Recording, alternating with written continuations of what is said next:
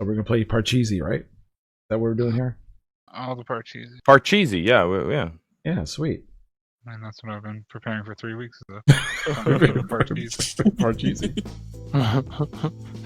Don't sully the name of Parcheesi. All right, everybody, load up Uno. Oh, okay. Now you just want to make enemies. There are no friends in Uno. These are facts. Okay. Okay. So, this is a precursor. Everybody in the beginning is going to have a little solo segment, kind of showcasing yourselves. So, everybody pay attention. Don't become lackadaisical because you're not actually doing something for like a little bit. Okay, I quit. Fine. It just means less that I've got to narrate. Rip.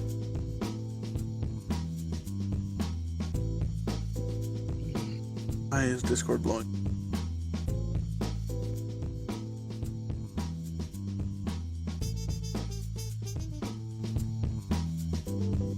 Get yourself in here.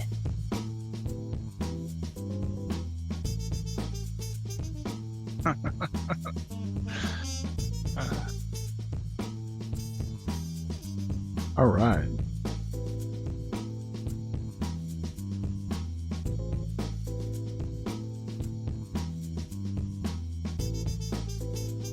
I like the funky music. Yeah, funky, happy music. The funky, happy music. Just here. Bobbing to it.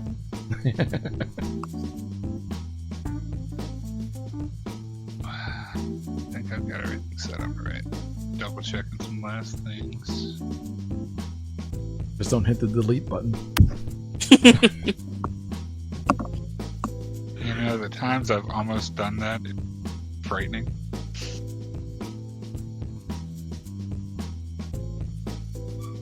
That'll be maddening. Yeah, a little bit. Especially with all the extra shit I've created and all the macros I've made. Mm-hmm. It took literal days worth of work. Oh, I bet you put a lot of effort into this, so it'd be fun. I tried. I hope everybody enjoys it as much as I enjoyed putting it together. I had a blast. It's normally how I present the dates. One thing I will say, Gold Chief, I don't know if you can on your side. Is there any way to increase your mic? My mic? I turned them up in Is that Discord. Yeah, I have them at Yeah, 200. I have them at 200%. No. I've moved my boom away from my mouth, so let me Oh, gotcha. All fix right. that. Is that better? Oh, yes, Yeah. a lot better. Yeah, I try Okay, and so keep it away. sound test for everybody. Am I loud enough? Yeah, you're You're good. You're good. Everybody sound DB off. Big, I'm going to turn you up a little bit. Check Test. All right. Check. Over's good. Test. 1, 2. 1, 2. Pig, you're good for me. I'm assuming since I haven't had complaints for the last hour, I'm good. Yep, you're perfect. And Wicked, speak for me. The Talk to what? me, bud. There you Wicked silent. Hello. go. Cool. Alright. With all that funkery out of the way. Oh, man.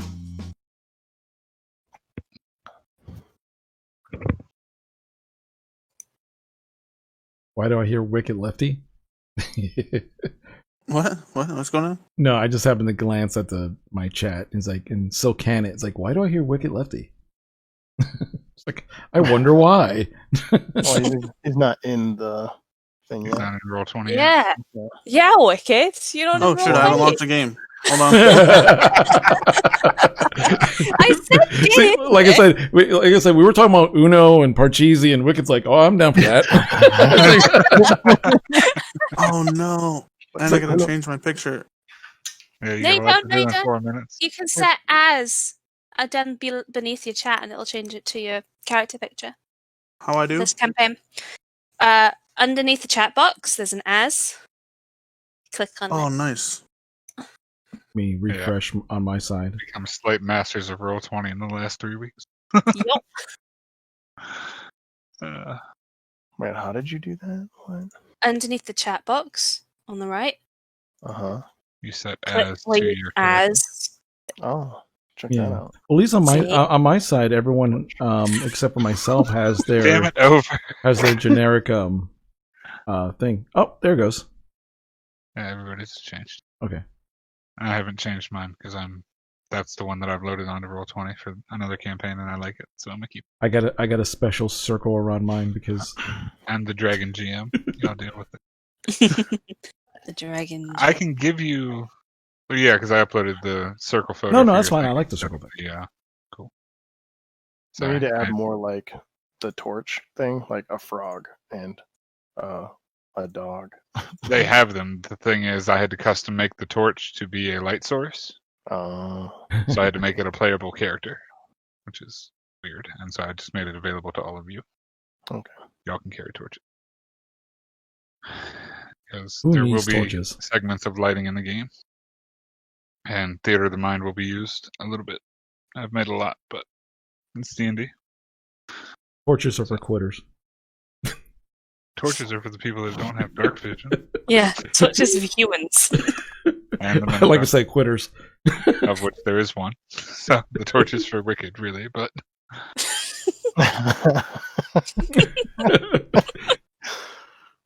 we'll just leave him behind. There we go. Jesus. Which is crazy because I totally should have dark vision. If you think about it. I completely agree, but the stat block says no. The stat block says no. That block says no. Sorry. No blind vision Okay. for you. Not yet. Okay. Alright, now that I have spells again. Alright, so last check, 2 minutes left. Everybody's got their character sheet up. Everybody's got their Roll20 extensions up and good to go and got all this shit, right? I'm gonna have to go make dinner right away. Fair. That's fair. I deserve that. Taking too long. Yep, I know. Listen, you. Yes. All right. Well, with that said, welcome to Curse of Strahd, everybody. I say it's about time we begin. Woohoo! Woo! Give me a second. Sorry, worst DM ever. I know. We need to find another one right now. I'll be DM. This is my first time playing a game, but I'll be DM. Ooh. Ambiance. Yeah. It's raining. How do I turn the volume on roll 20? Yeah, we need some Oh, I can turn it Raven up. I and just- Crow sound. I would take the weather that is in my mind right now over the weather that's actually outside right now. Ooh. Well, this weather's about to be outside for me. But... So if I have internet issues and this whole thing goes to shit, I do apologize to everybody on all the streams and playing the game. So, You should all be. right. All right, well, let's get into it. Deep within a land, long forsaken, in a castle long avoided, within a chamber long hidden, stands a creature long feared. As lightning splits the clouds overhead and casts a stark white light across the ancient walls of a castle, our view shifts to a single room in one of the castle spires. The room is simple. The walls, the floors, and the ceilings are made of worked stone, but no carpets, tapestries, or paintings adorn them. There's no furniture, nor any chairs laid out in the room for guests. There is merely a door, a window, and a single shaft of light that bleeds through the frame, illuminating a curved stone basin atop a singular stone column. Within that basin is a still pool of clear water, completely motionless. A shadow of a figure stands over the bowl, and we see two pale hands grasp the edges, but in the darkness, the flashes of lightning reveal only angular muscles of the face and hands of this figure. On the face, with another flash of lightning, there's a slight grin affixed. And with one movement of their hand across the still water, gliding over the surface, ripples begin to form. The water begins to swirl, and what was once clear and still has become dark murky, and turbulent. Within the pool, 5 images begin to appear.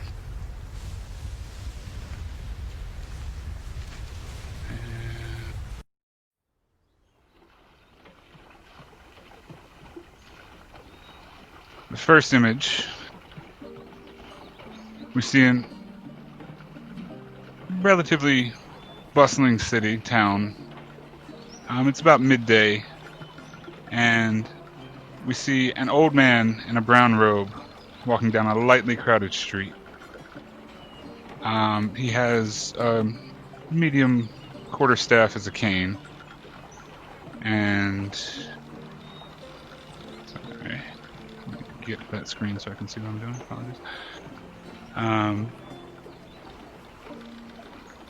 A nearby shop is closing, and the shutters begin to slam shut. Little Lord, I need you to make a perception check for me, please. Perception check. For me, please. First roll of the night, don't whiff it. Boom! Oh wow, Natural a- one. Oh, damn. Nice. You hear a bell ringing off to the left side of the street from you, and you hear the footsteps of a heavier set person exiting an establishment. As they walk outside, and you're walking down the road, advancing forward, the gentleman shouts out, "Happy Midsummer to ye!" And he continues walking on down the road past you. You can hear him shuffle off to the side of you. And you continue moving down the road a little bit, advancing slightly, right to about there. Thank you. You hear the shutters close from a building, or what you perceive to be a building, on the right-hand side of you. You hear the giggling and laughing and playing of children somewhere off to the front of you, about, you could guess, 20, 30 feet in front of you. I need a perception check from you as well, my guy. Or a dexterity check, I apologize. Dexterity check.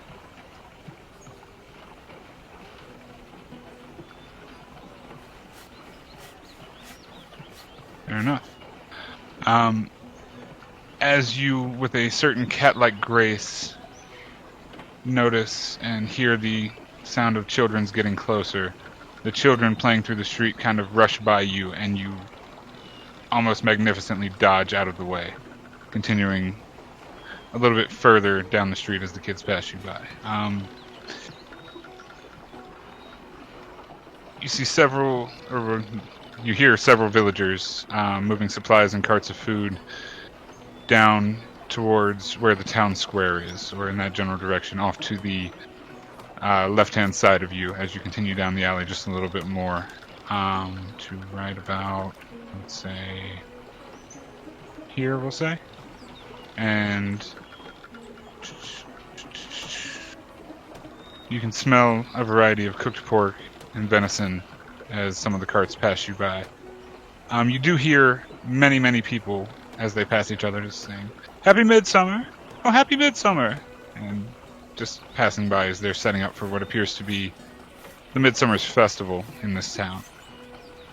As you turn a corner and head down an alley, which is off to the left just slightly to here,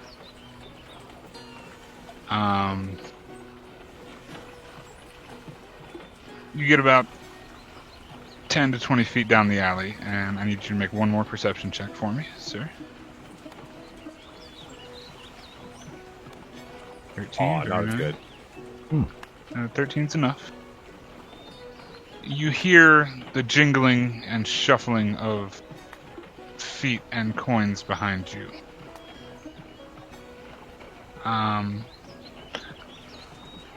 You are aware that you're not the only person in this alley.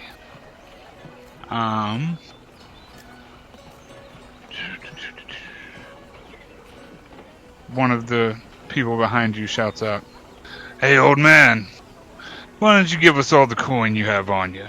It'd be a lot simpler not to have to kill you."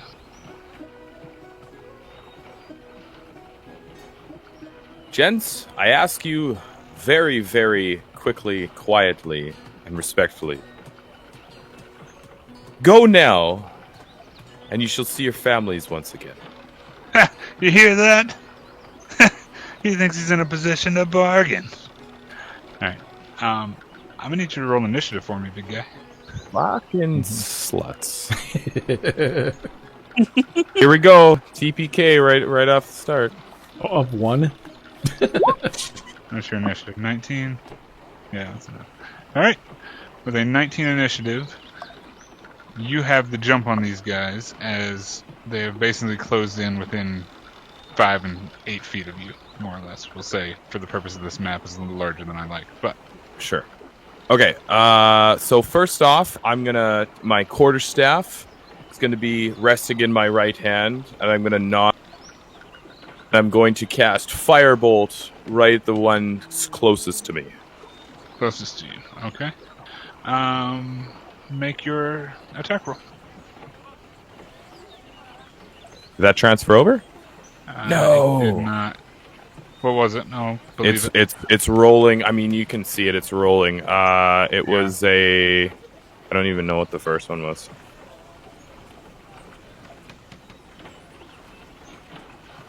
It's all good. I figured it out. Yep. You got it. An 8. So it's VS. I'm just gonna say, let there be flame. You said 7 points of fire damage. As the first bandit in front of you that you shot it at, yeah, that definitely hits. He catches fire and begins to just writhe in pain and inflame. He is down. Yeah. His partner looking around, just like, what the heck? And then kind of pulls his blade up. You hear it unsheath from his sword, or unsheath from its scabbard. Kind of looks in your direction and is just, what kind of trickery are you trying to pull, old timer? Trickery. It's called magic.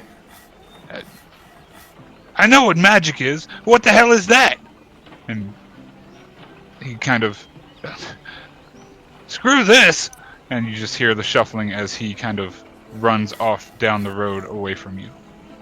I need you to make a perception check. Oh no, I'm sorry. I need you to make a survival check for me.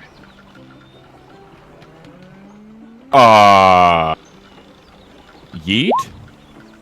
Yeet. Oh, fuck. Okay. Oh.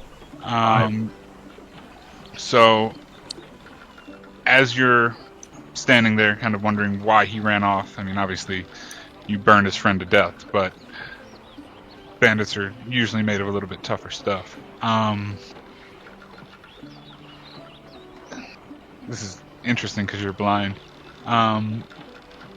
You continue heading somewhat down the path. Another 10 feet or so. And then suddenly you feel something cold forming around your lower legs. What we all see in this overview is a very thick purple fog begin to roll in from the alley behind you and begins to conceal and surround the area that you are in. Can I smell it? You can Or smell hear it? I would say you can smell it. You couldn't hear it. I like. The survival check was to notice it before it had surrounded you. But it is on both sides of the alley from you now. You can sense it. Okay, what does it smell like? It's very musty. Like not like your usual, like, marshes and moors fog or mist. It's like a damp... Imagine like a cellar that's been water rotted, more or less. It's very strong. Oh, okay. Okay. I guess I'm going to attempt to speak to it. Because since I can smell it, What do you say? do you want anything from me? Or do you just wish to surround me and look amazing? You Smell awful. You get no reply from the fog. Yeah. course I do. I need you to make a Constitution save for me.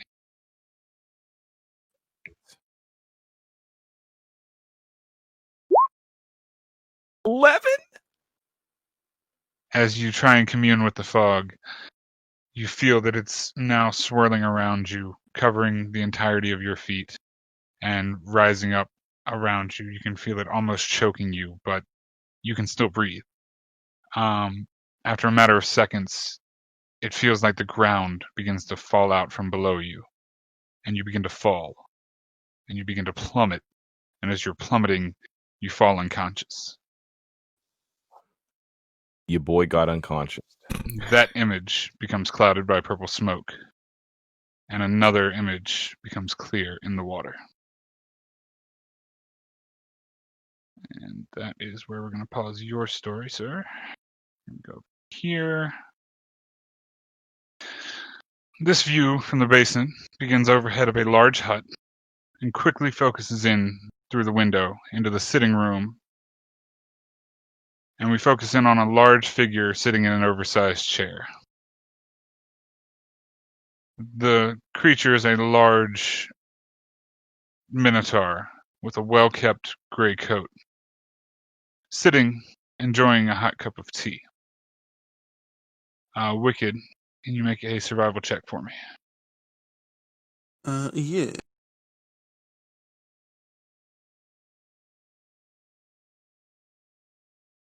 Very nice.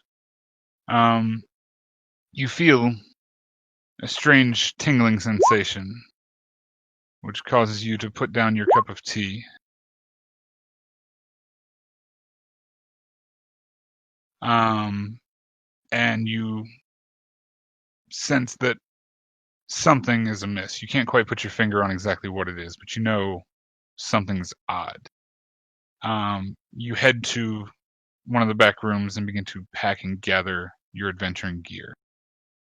While you're packing your gear, make a perception check for me. With that, 6. Okay. You continue to pack your gear, grabbing all the essentials, everything that you would normally take with you. Something just feels like you need to be getting prepared, almost for the worst, if that makes sense. Like, you don't know exactly what it is, but your long time doing what you did for a living is just, you know when something's off. Suddenly, you hear a stern knock at the front door, and it startles you just a little bit.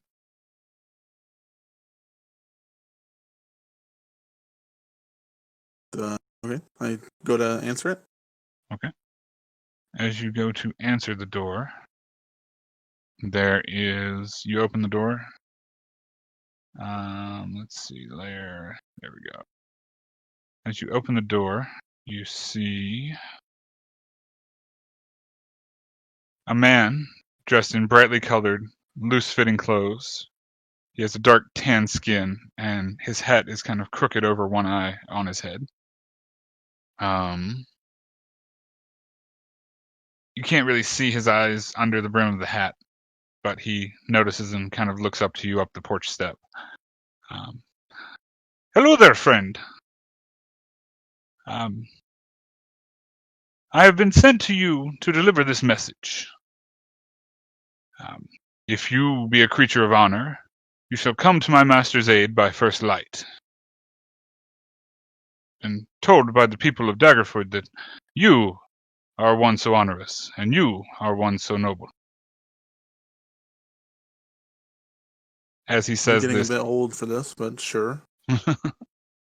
as he says this, he pulls from his tunic a sealed letter and hands it up the porch towards you. He's going to step up to hand that to you, and I am going to...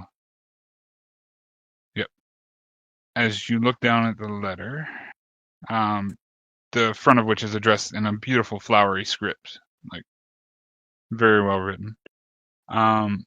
As he hands you the letter, before you have a chance to open it, he's going to say, "Take the east road. here, some 5 hours' march through the Svalak woods. There, you will find my master in Barovia. He requests aid urgently, and would prefer the sooner you could set off, the better. With all respects. And he kind of steps back. Can I insight the man? You sure can. Make an insight check. Come on. Okay. He seems genuine. Like, as far as you can tell, he's on a mission from his master. He's been sent. You have the letter in your hand. The letter is sealed on the back with a wax seal as well. The image on the wax seal as you turn the letter over. Sorry, let me.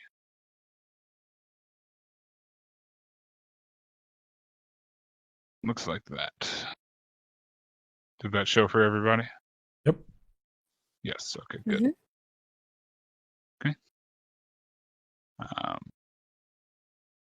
But he kind of bows a little bit lower, pulls a small sack that jingles from his pouch or from his hip, and looks towards you and kind of tosses the sack in your direction.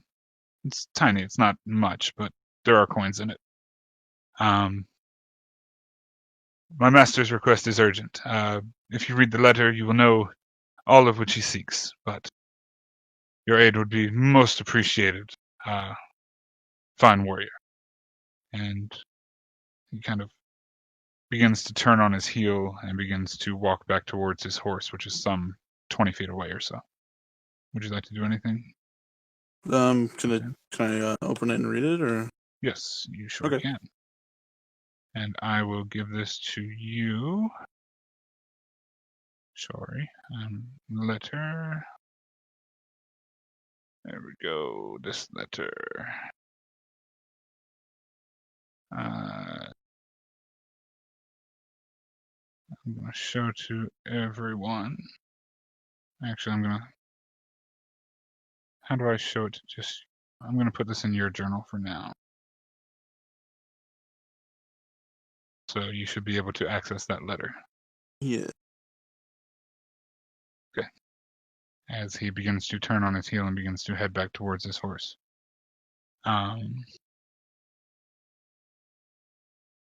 While you're reading the letter, he is mounted on the horse and clicked his tongue twice and basically turned the horse to begin riding off into the distance. Okay. I'll close the door and turn while I'm reading. Okay. And he is gone.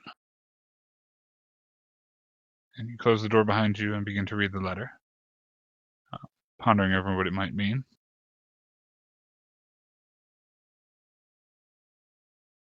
After reading the letter, I'll set off, I guess. Okay.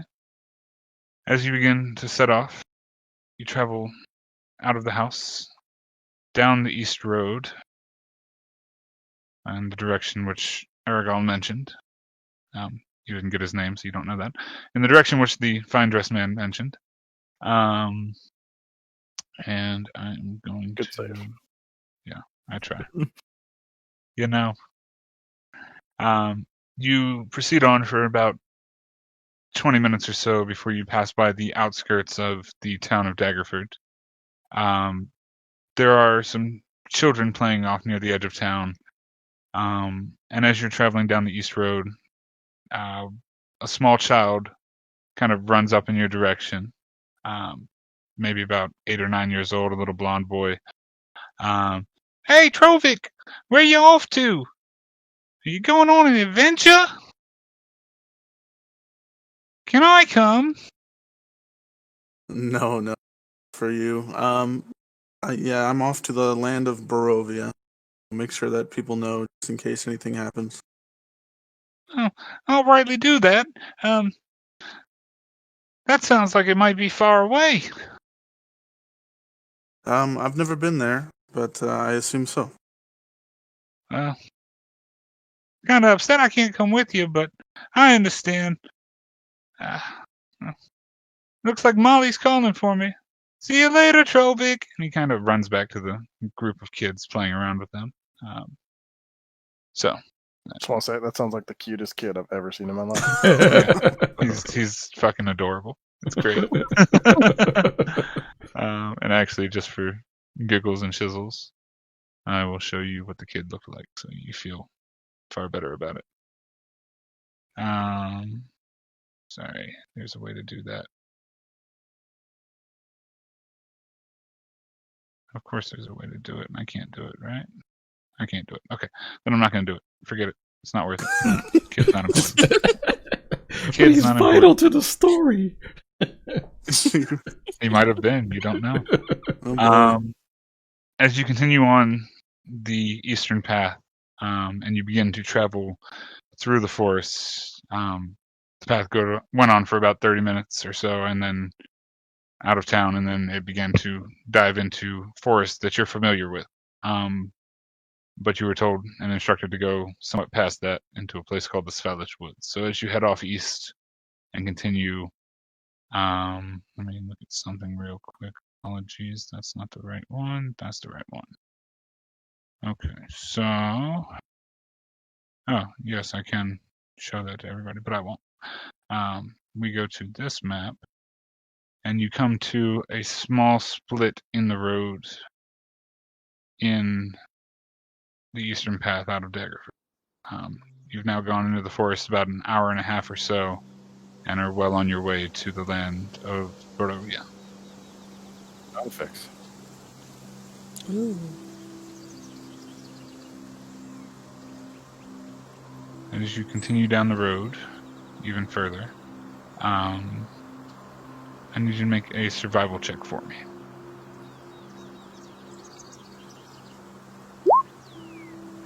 11. 11. Okay, that's good. That's good. You begin to feel a sense of unease as you continue down the path. You're not quite sure what it is, but the hair on the back of your neck stands up just ever so slightly. As you continue further down the path, you hear some creatures off in the distance, probably about 50 or 60 yards out.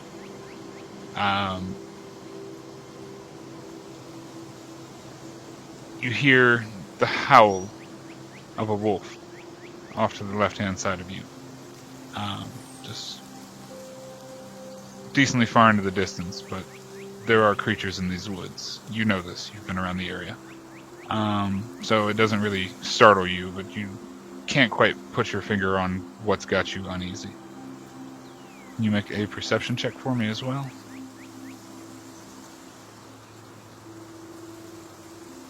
What is that? Sorry. 13. 13? Okay. I think I can do this really cool. Give me 1 second. Okay, so as you get further down the path and you get to about a fork in the road, you notice off in the distance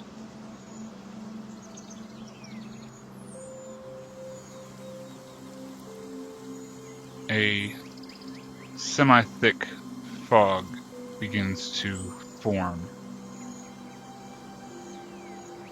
through the tree lines. Please smell it. He can also smell it. It is this damp, musty. You've been around. You know that this seems to be an unnatural fog, and it seems to be coating the forest on the perimeter around you.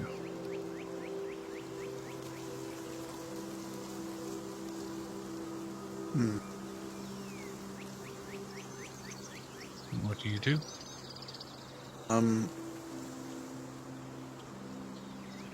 You pick up my pace, try to outpace it, Okay. get away from it. Which path do you take?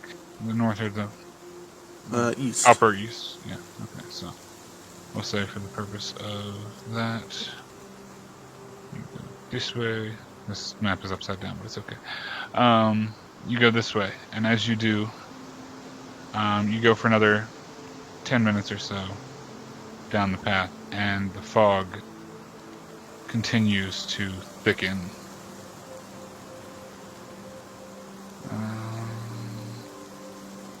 Oh god. Oh gosh.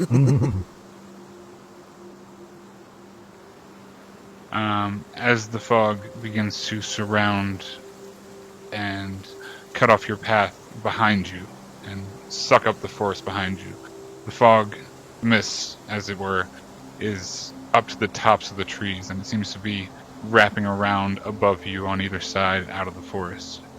Another wave of mist kind of curls in front of you until it has encircled you and surrounded you. As you continue forward or stop, whatever you choose, I need you to make a Constitution save for me. What is that? 11.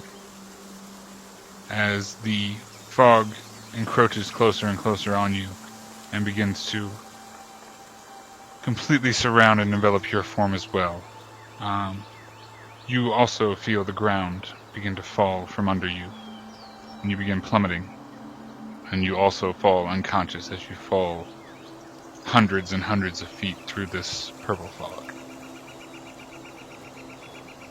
The image of this minotaur fades into the once again silent basin. Yet another now appears. We go to... Fair enough. Well, we're not going to go to that image yet. Stinks. So we're going to take you all to here. Looks better. And I will do this. Best DM ever. Here we go. Back to that time. This image focuses on a young man just leaving his house in what appears to be a small milling town. The overhead view that we get sees cuts of lumber and things like that, and it's a very quaint town. The image focuses on a young man. His skin is blue. He has black horns coming off the top of his head. And he begins to head down a path that seems to lead west away from the town and into the forest. As he passes through the village, DB Fig, can you make a perception check for me? Sure thing.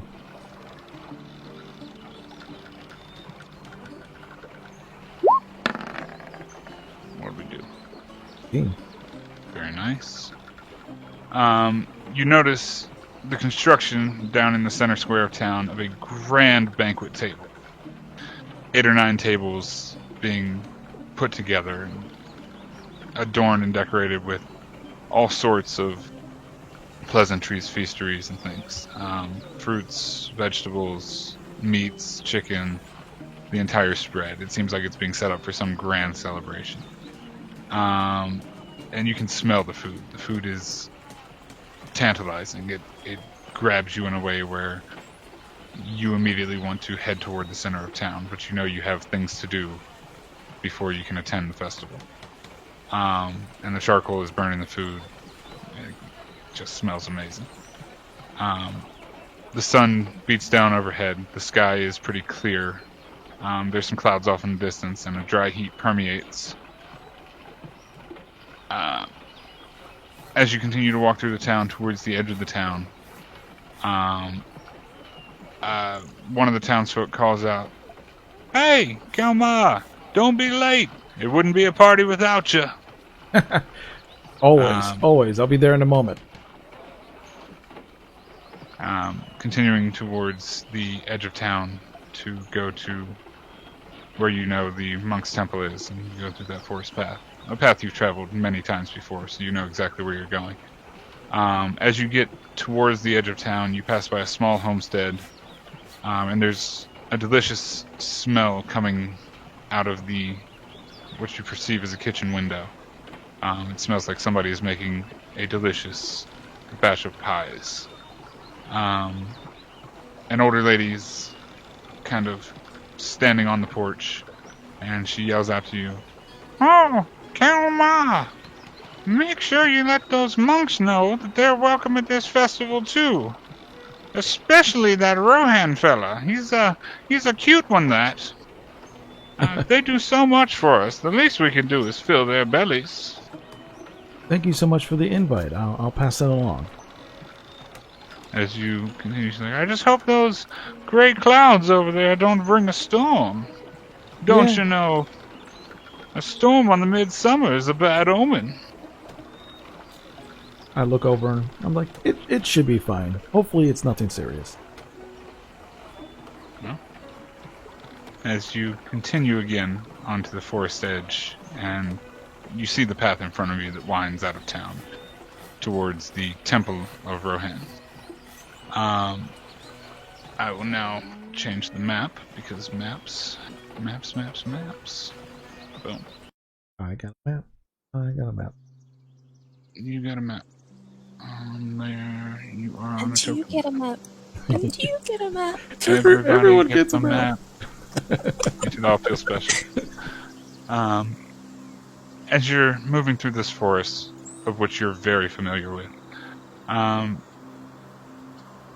you continue for about 10 minutes or so down this trail and down this path, winding deeper and deeper into the wood.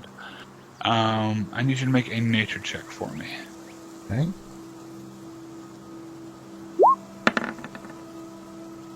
Six. So you can't quite place it, but something seems to be amiss in the woods. Like, you can't hear the animals of the forest as you normally can when you walk through, and you're used to birds chirping and wildlife moving around, but it seems to be strangely absent at the moment. As you continue for another 5 minutes, you notice that the sun that was once overhead is now being heavily obscured by the dark clouds that have begun to roll in from the east.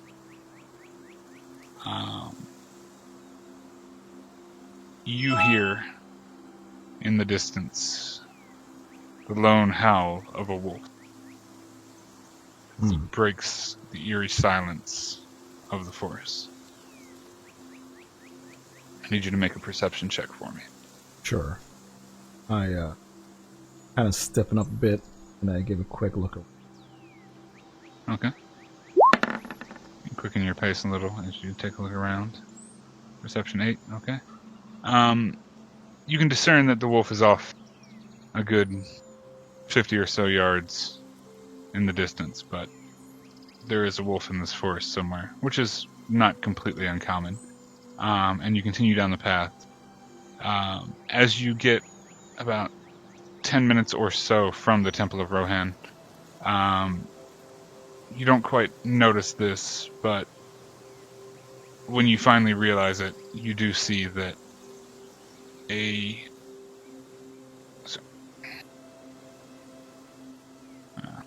of course. Sorry. Ooh.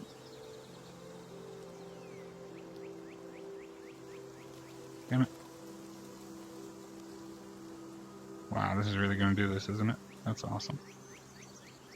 You do notice another stint of purple fog seems to be filling the tree line. And it does seem to be encroaching on you as well. Smell it. It smells like Kool-Aid.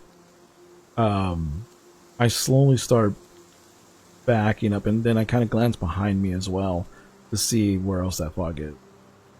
And as you glance behind you, you see that... Sorry, this is going to be jarring because there's so much of it, but let me see if I see what you see. No, that didn't work. Of course it didn't. Well, see, this is why we have streams up, boys and girls. Because I can see all. Oh, there it goes. Sorry. Yeah, this... Apologies, there we go. That's what you see. You see some of the fog begins to build behind you, but it quickly creeps up, and then basically it's about 20 feet behind you, but encroaching from behind and in front quickly fast. You turn around, take a couple steps back, and you're about here-ish. I would say I can't control all this fog, so I apologize. Sure. It's about right here, if we're being honest. And it begins to encroach in the front as well. kind of surrounding you. You know the Temple Rohan is about 10 minutes forward, and you could potentially try to run to the temple and try and make it there, or Sure. Well, try and the first break thing through the first thing I Go. do is because the forest has animals in it, and sometimes you call up for danger. I put my fingers in my mouth and I whistle as loud as I can, like 2 short, loud whistles, which is normally just like trying to see if I can get a help or attention from somebody. And I start glancing around to see any patch that might not have the fog, and I start dashing towards that. Okay. So as you whistle out and you dash in this direction, kind of avoiding the patches of fog, and you get to under this tree about here, I'll say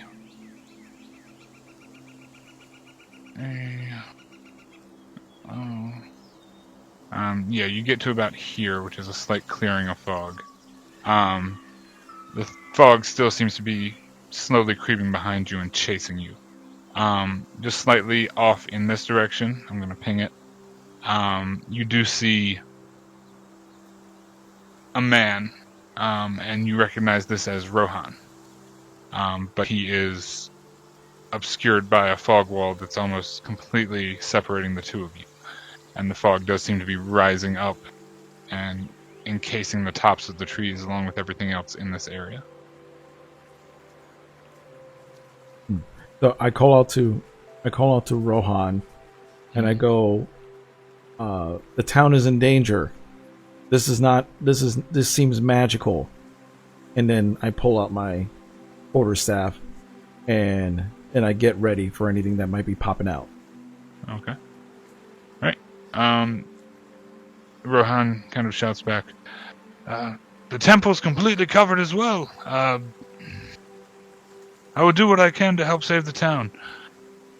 Try and get out of there if you can. And he kind of dashes off further east, trying to avoid the fog as well, but he seems to run straight into another wall of fog, and you lose sight of him through the crest of fog that has now moved into this area.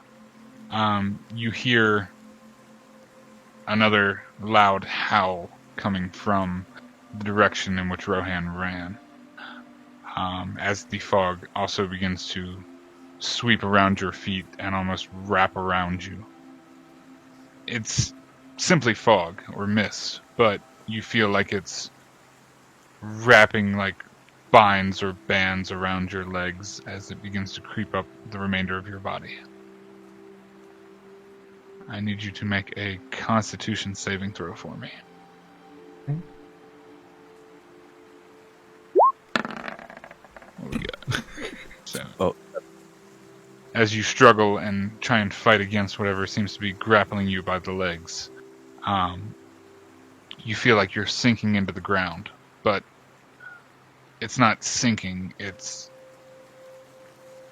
a falling, and the ground has also slipped out from beneath you as you plummet down and down and down, gripping your quarterstaff.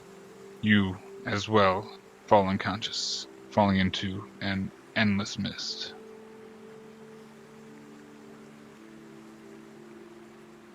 This image also vanishes, and one more swipe of the pale hand reveals another scene.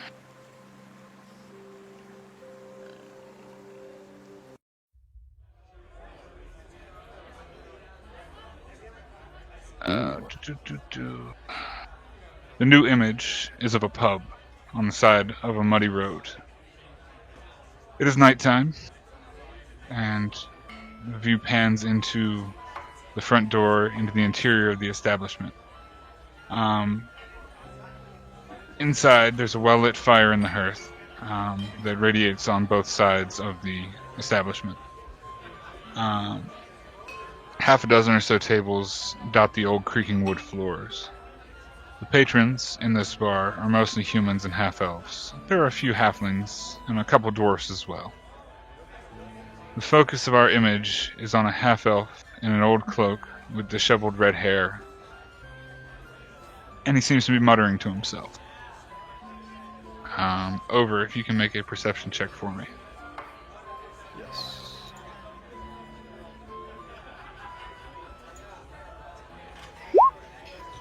Ooh. First nat 20 of the night. Wow, Okay, nat I'm 20. Okay. You notice as you look around, many of the other folk in the tavern are staring at you, and the ones that aren't are completely avoiding you and avoiding your gaze.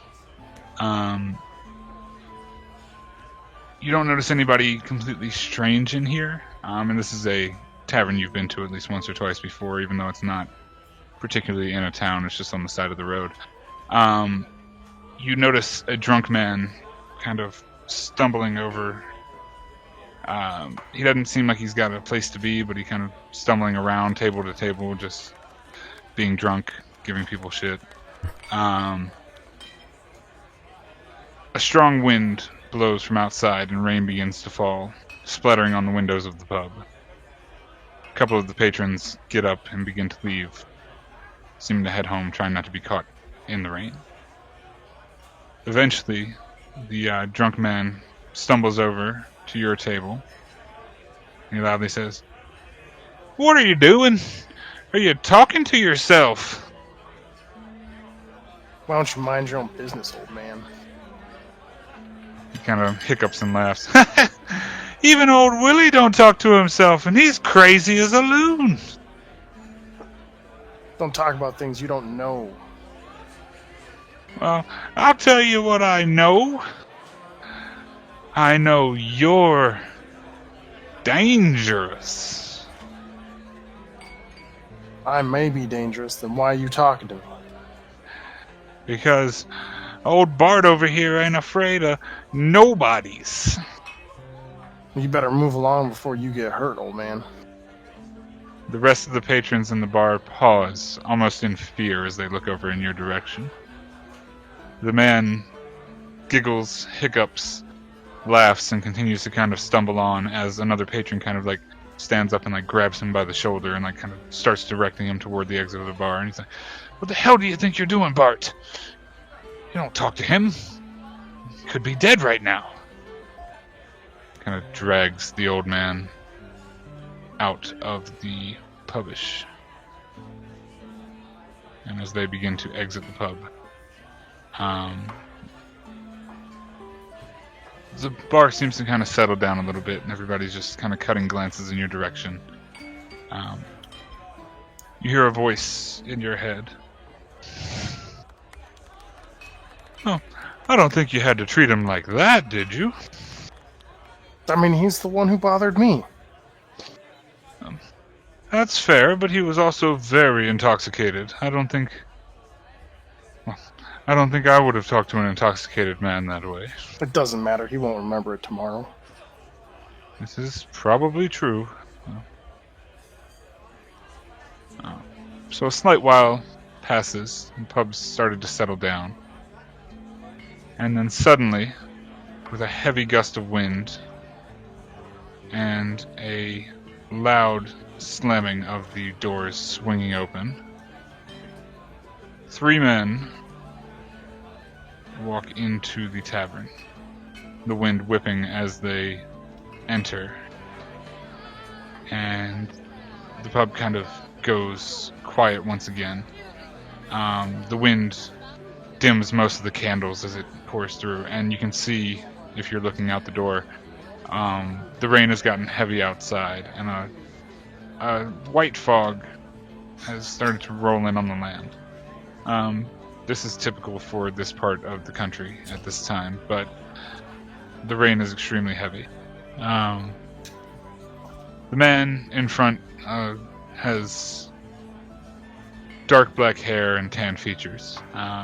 He's wearing very flamboyantly flowery and colorful clothes. The other 2 gentlemen behind him are dressed in similar attire. As they walk by the bartender, the man in front is greeted by the bartender. "Aragal, you back here, are you?" And he kind of nods in his direction. Aragal pulls a pouch of gold off of his hip and throws it to the bartender. they begin to find a table in the restaurant, in the tavern itself, and they actually pass by you as they're moving towards this table in the corner. And they're just snapping, so I'm going to leave them there because that looks good. As they sit down, within a few minutes, the barkeep kind of brings 3 flagons of ale and brings them and sits them all on the table. He's like, well, glad to see you guys are back, and kind of claps Aragol on the shoulder. If y'all need anything, you know where to find me. And just kind of totters back over to the bar itself.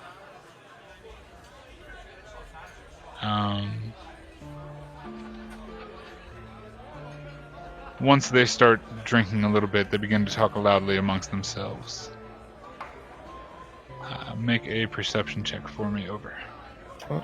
Please, and thank you. 10. Okay. So, that's enough. So you hear a good bit of the conversation. You hear the larger gentleman with the black hair, Aragol, say, "Our Lord said he was looking for exceptional people." A voice in your head, kind of like almost as if it taps you on the shoulder, but it doesn't. You know, you're exceptional people. They might be looking for you. The man with the scar on his face responds, and you can only pick out a couple of words of what he says. "Where find those?" You hear Aragol clearly again say, "I don't know, but you heard how desperate he was? He was offering anything in his possession to someone who could help him save his beloved." The man on the other side of the table with the bandana on his head kind of pipes up. "And he's wealthy, he is." You miss a couple of words here and there, but then you pick up all those tomes and spell books. And he's even got some rare treasure, I hear.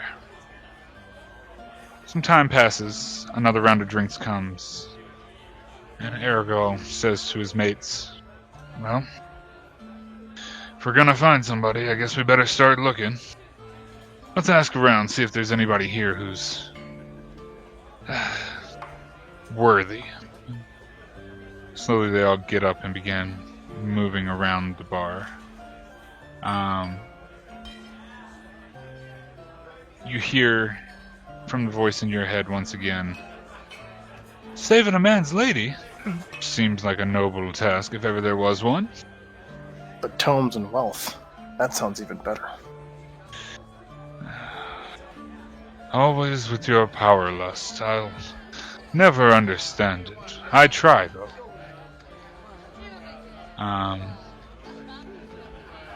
They begin moving around to different tables and asking in whispers, "Do you know anyone who has any extraordinary skills that may be able to help a lord in need?" The one gentleman kind of moves over here. These guys are gone. Sorry. Oop. Aragol is still standing here as this gentleman seems to kind of be flirting with this girl more than asking around for help. And eventually Aragol makes his way... Oh, wow, he's right in your space. He goes over to your table, and he asks, "Excuse me, fine sir. Would you know anyone who has any extraordinary skills that may be able to help a lord in need?" Well, look no further, good man. You found the most extraordinary person in this entire pub. Excellent, excellent. He kind of reaches in his robes and pulls out another letter. "My lord, the Burgomaster of Barovia, would request that you arrive by first light. The path of Barovia is about 7 hours northeast of here through Asfalage Woods. But We do have an extra horse outside, and if you would make haste, we would be happy to lend him to you. He is a fine steed and fast nonetheless." But he pulls out an envelope and kind of sits it on the table in front of you. I take the envelope and I open it to read what the request is. Okay, then I'll share this with you as well.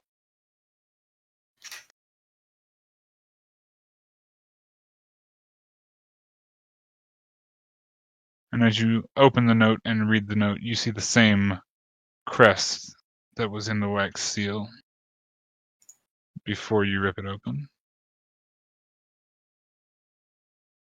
Oh.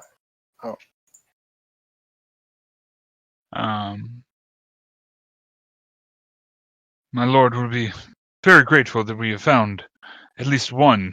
He kind of looks around at his friend flirting with the girl and the other one trying to talk to some maybe 80-year-old dwarf who's not giving him any headway in what he's trying to find. At least we found somebody, and to be honest, I did not think we'd find anyone in such a place, but we appreciate it nonetheless. And your lord will pay fine for competent men? My lord has many treasures. He would happily give just about anything to make sure his beloved is saved and taken care of. He sent us with a grave mission, and while none of us can seem to perform the task, he's paid us all handsomely simply to go and retrieve a worthy ally. If you are as good as you say you are, it should not be but a trifle task for you. Unfortunately, none of us are versed in any sort of magic or clerical ways, and we are but useless sellswords. I dare not say much more, but the horse's name is Nightfire, and he will be hitched to a post outside. He kind of bows elegantly again, and kind of looks over to the other two, and with emotion kind of signals them that they to be off, and kind of head their way back outside of the tavern. As they head out, the wind once again whips in and dims all the candles once more. As Ergal and the two gentlemen leave out of the tavern and off onto their horses, and you hear the sound of horse footfalls roll off into the distance in the evening. As the doors close, the lights come back up a little bit, and the whispers and murmurs are now evident because everybody is talking about the event that just happened and also kind of looking in your direction, noticing that they actually handed you a letter. No one else seems to have received such a letter. I scoff at the crowd, gather my things, and start heading for the door. Okay. As you do so, nobody impedes you or stops you. They're just kind of whispering and cutting looks. And as you exit the pub, it is quite decently heavily raining. And as you exit, you see not 10 feet off to the hitching post the well-saddled riding horse, of which you assume to be Nightfire that was left for you. It is the only horse left on the hitching post, and the storm is crackling lightning's crackling as the storm comes down around you. It is decently heavy. Alright, I'll get on the horse. I need you to make an animal handling check for me, please, por favor. Sure, where is my animal handling? There it is. What do? 15. You nimbly enough climb up on the horse. The horse doesn't give you any ill reaction, doesn't even try to buck you. It seems pretty well trained, but you also know how to handle the horse. You take the horse and begin riding off in the proper direction. You begin to ride, and you ride for an hour or so down the trail towards the east. You don't really have to steer the horse too much. It almost seems to know where it's going. It's a pretty intelligent animal. But nevertheless, you continue to ride 1 hour, 2 hours through the rain down the muddy path. The light white fog is kind of It's not dissipating, but it's not obstructing anything other than a little bit of vision. But again, the horse doesn't seem to be affected by it and knows exactly where to go. As you continue, you're about 3 or so hours into your 7-hour journey of what you've been told. You notice that you've now ridden into a semi-thick forest. And I need you to make a perception check for me, my friend. Okay. 19.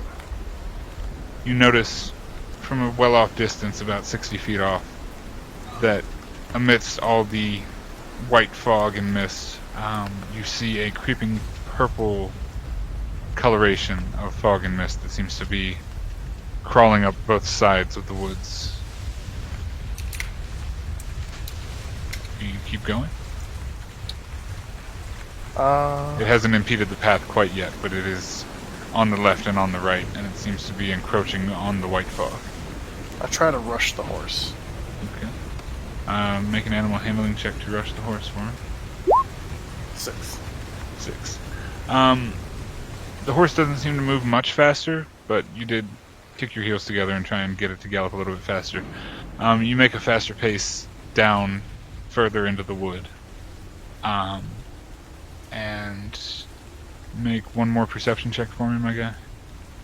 As you're now well aware of this, so make it with advantage for me. Okay. So just roll it twice. Yeah. And twice, 19. 19, okay. Yep, perfect. So you notice the fog seems to be creeping up behind you, even though you're moving at a relatively fast pace, like you're cutting through the white fog that's directly on the path in front of you. The fog seems to be creeping in on the sides, 50 feet, 40 feet, 30 feet, and then as you take a look over your shoulder behind you, you see nothing but a large wall of purple fog. It continues to narrow in the front of the horse, 20 feet, 10 feet off the edge of the road, and then you're basically riding on a line through white fog that covers to about the horse's middle of the horse's legs, and then this thick blanket of purple fog that seems to cover the tops of the trees and begins encroaching on the path in front of you.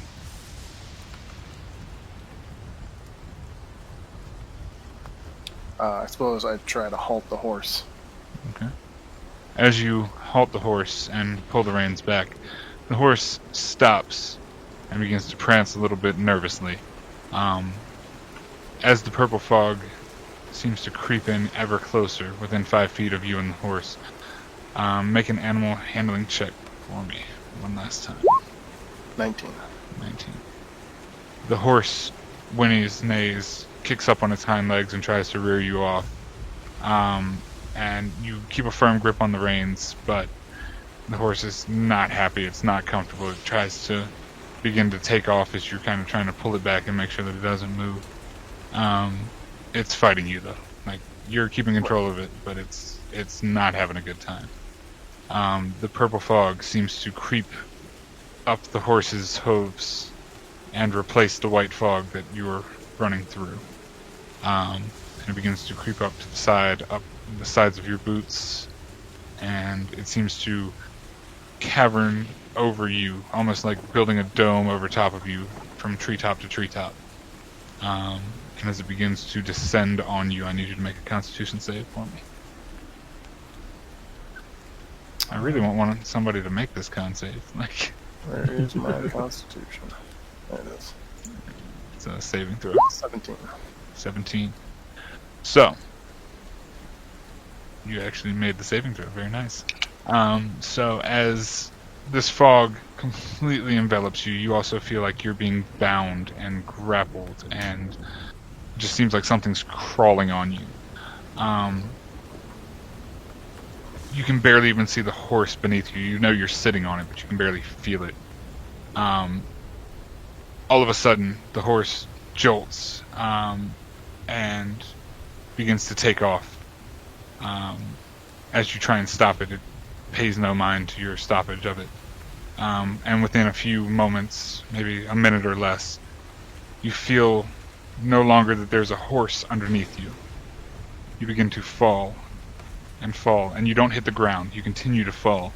You are completely conscious as you are falling, 100, 200, 400 feet through this huge, heavy, thick purple fog, and you just feel the wind whipping by your face.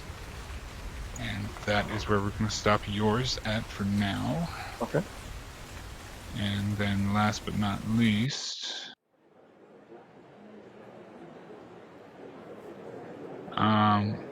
the waters in the basin... Sorry, I'm going to pause that music because it's not narrative. Pause, you. Stop it. Apologies. The purple fog swirls in the basin, and one final image appears. The water in the basin forms, and a vision of a lavish stone throne room can be seen, where a gathering of nobles is having a party. And I need to edit this real quick. Sorry. The best. The best. The best.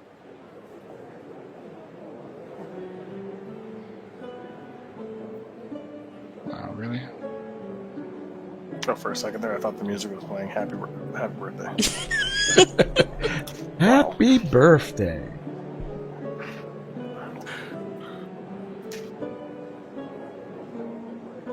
So my character is left falling into nothingness conscious, right? Yes, but you are conscious as you're falling into nothing. The only one. Yeah. Be conscious. So far. It's literally my greatest nightmare. Yeah.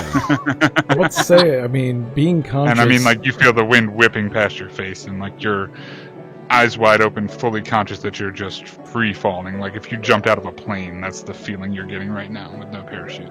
No more parachute! Everybody else fell unconscious, so it's a thing. But sorry. Back to this. I think we got the good one. The waters form, and a vision of a lavish stone throne room can be seen. There's a gathering of nobles that are having a party. There's a balcony on the second floor that seems to be patrolled by soldiers.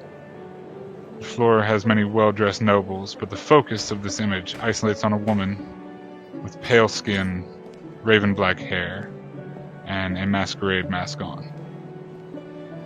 Her skin and her hair is a sharp contrast. She also has a sapphire dress on. Nimue, I need you to make a perception check for me. Will do. Perception. Oh my god, and there's the first nat 1 of the night. Nice. I knew it was going to be you. Nice. I did. 2 nights in a row. First nat 1. Jesus Christ. Happy birthday. Okay. So, you notice that most of the nobles are partying, cajoling, having a good time. You see a gentleman flirting with a lady, another gentleman flirting with 2 ladies. You see this over here, a gentleman with 2 ladies, sorry. A couple people just talking, chatting. You do notice that there's a guard up here at the top part of the hall standing by an empty throne. And you know your purpose for being here. But you see a door that seems closed up to the top part of the room. You can't see past that column that's around you right here, but you see this door here very clearly. And you noticed when you entered this place for the first time, there are a number of guards posted and stationed in the front of the chamber hall.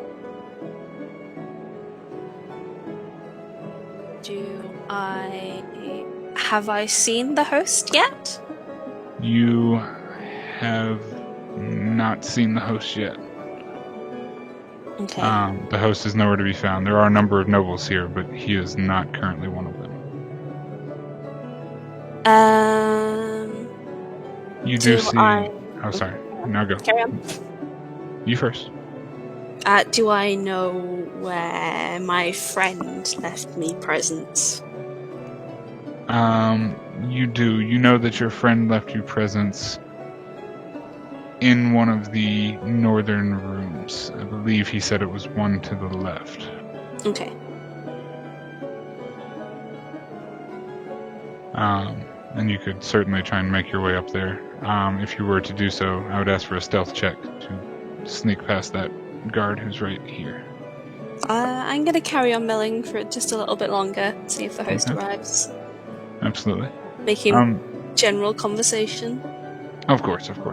And as you chat with this group of people, this obviously everybody has masquerade masks on to a certain extent. This is a private but public event of nobles, you know. You do notice that there are guards stationed at both of these archways here as you continue to look around and keep eyes on the area while trying to wait for whoever it is to show up. You notice, I apologize, sorry, well, sorry. The people you were talking with kind of mention,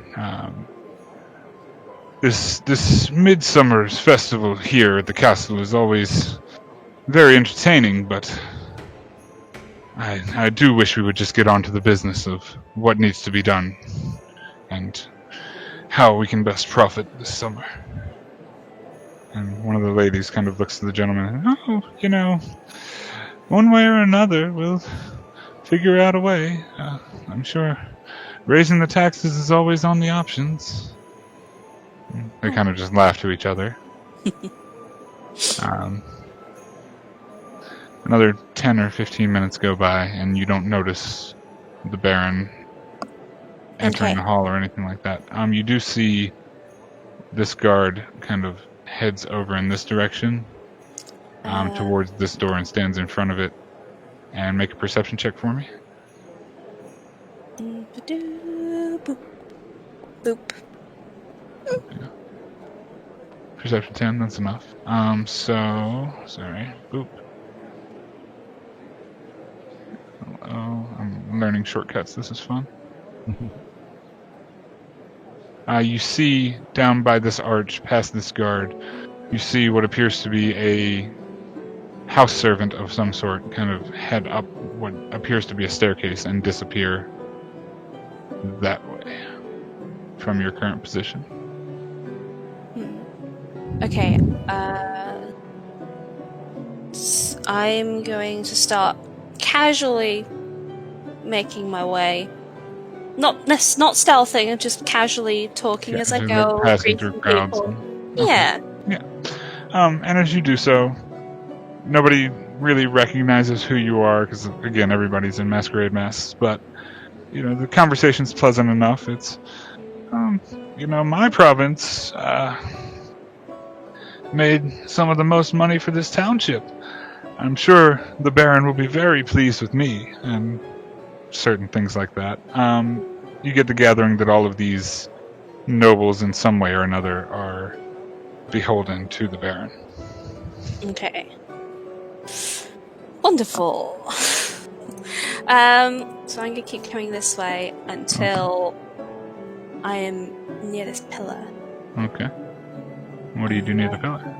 I am going to try and make sure that neither of the guards can see me. Make a perception check.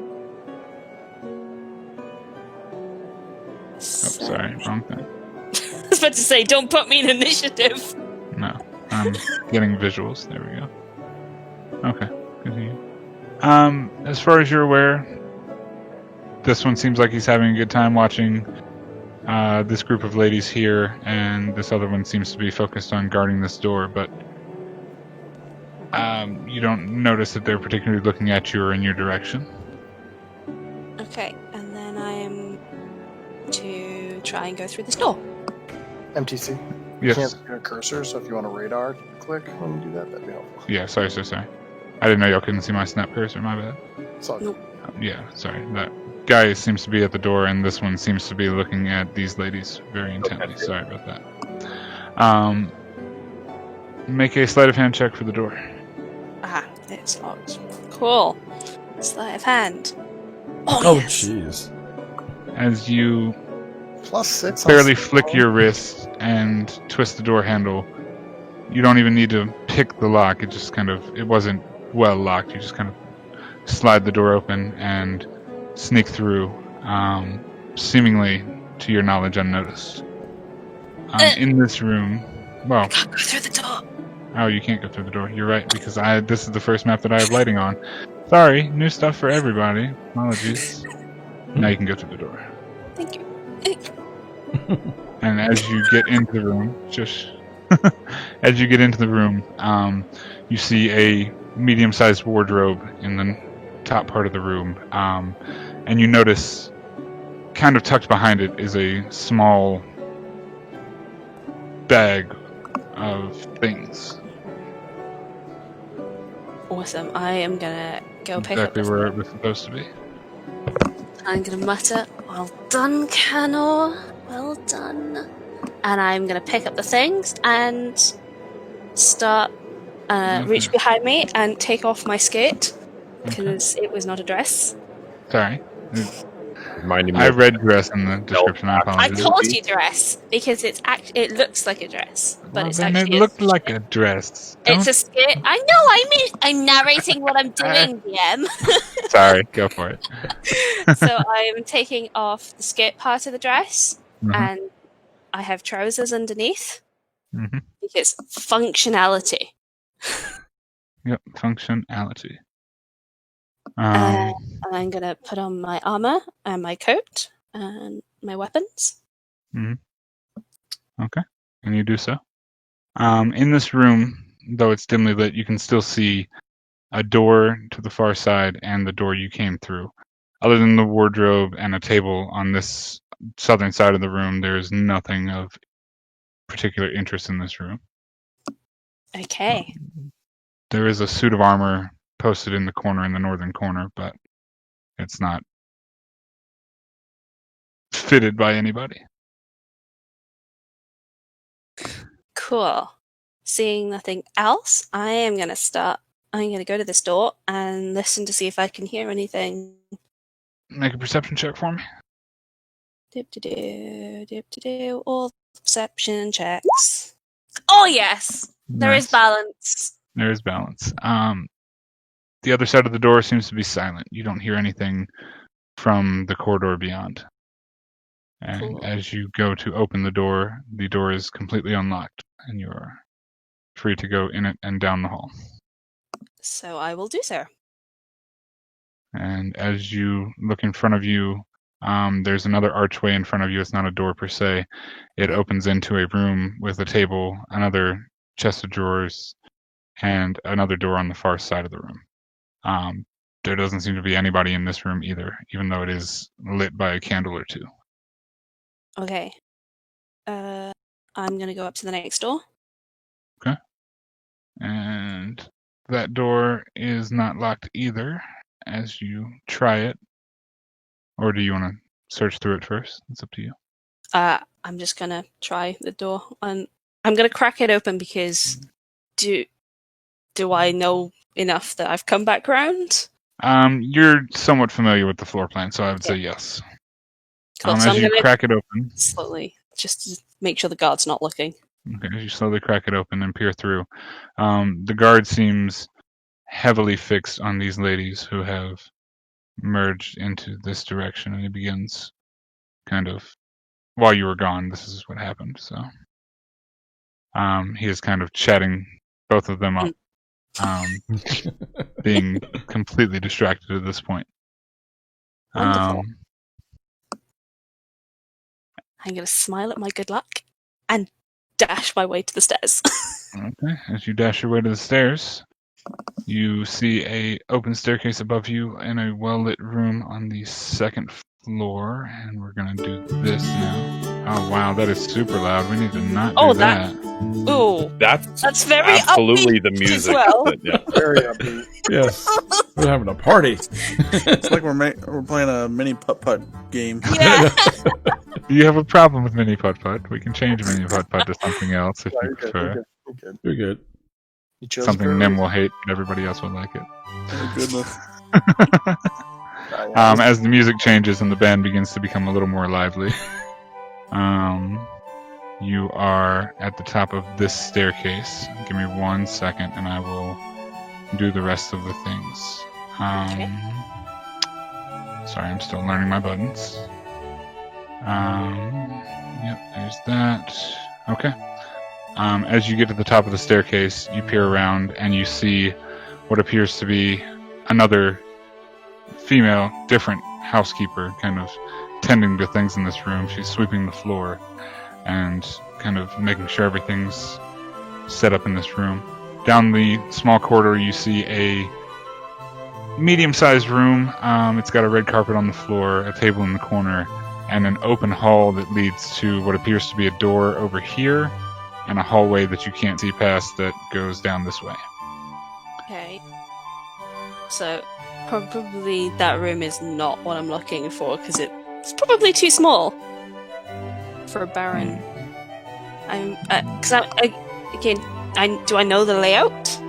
You knew the layout of the first floor. The second floor, Okay. maybe not so much.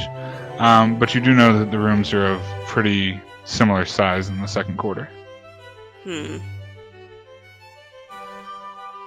Okay. So I'm gonna stealth. Okay, make a stealth check for me. Oh god.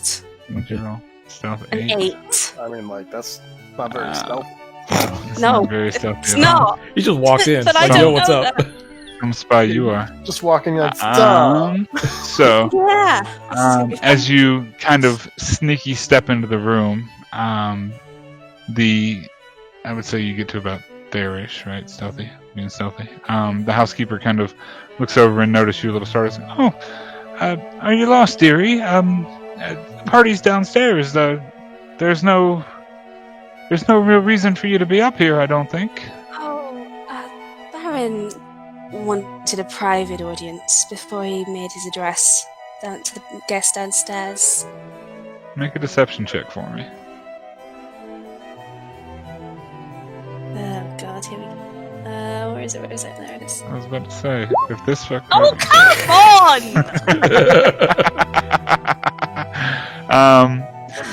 She looks at you, and 8 was actually enough. She looks at Oh you my and, god! Yeah, 8 was just enough. The DC was 8. She kind of looks at you and nods. Oh, well, I'm afraid you're on the wrong side. But if you go out across the balcony and to the other side in the other corner, I'm sure you'd be able to find the Baron. It's a little strange that he'd want a private audience, but who am I to question it or ask? The Baron has his ways. And she kind of goes back to dusting and cleaning. And she did point you to either a hallway here, and you see that there's a hallway that goes further down here. Well, I'm gonna go where she pointed. As you pass by, she murmurs, "Hussy." she's very judging, but she doesn't say anything. As you, sorry, we're back to this. I am letting her judge. Do you sneak through the door? Do you open the door? What do you do? I am opening the door because I have just told her I'm meant to be here. So I am acting like I am meant to be there. Fair enough. As you do that, sorry, one more second.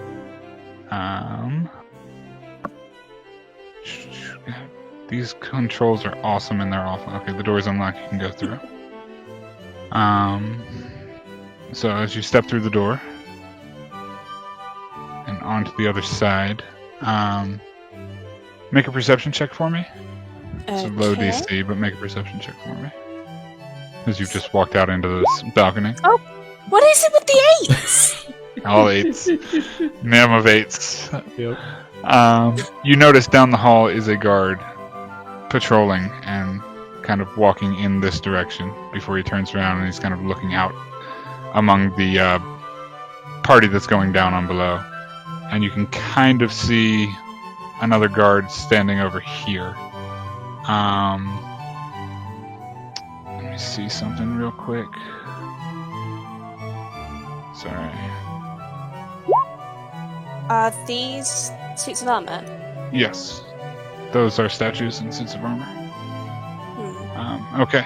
This guard has his back to you, and the other one seems to be occupied on the party down below as he turns around and begins walking down this direction. What do you do? You see a door over here and an open area that leads to a door over here. Both areas are pretty well lit. I'm going to attempt to put the armor here.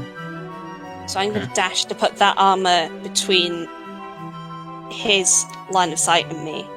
Okay. As you do so, he's...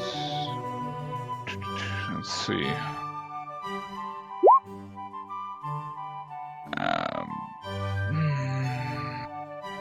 make a stealth check for me? I know you're dashing, but you're also trying to stay Yeah. concealed, right?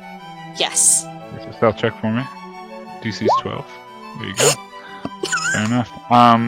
You almost blend in with the statue of armor. He has no knowledge or notice of you. He takes another couple steps down this way, looks around, looks down at the staircase, and then begins to continue his patrol back up the staircase Cool. as this guard begins to turn around and come back down. Okay, as I hear his footsteps going back the other way, I'm going to take a breath, and then I'm going to dash for this door. Okay. And you do so. And you get to this door. And make a sleight of hand check for me, as this door is locked. Okay, roll well. Oh, thank God. And you flick the door open, not making a single sound, and you slide into this hallway. In the hallway, you see a path going forward, what appears to be a room down at the end of the hall, and a light coming from that hallway as well. Sorry, let me turn down our music that's about to fade out. Alright, and you're at the start of the hallway. What do you do?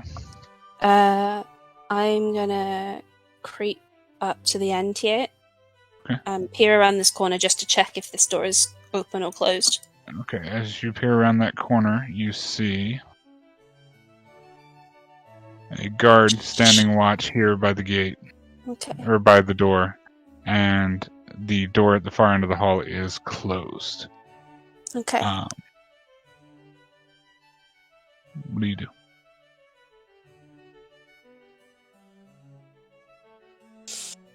I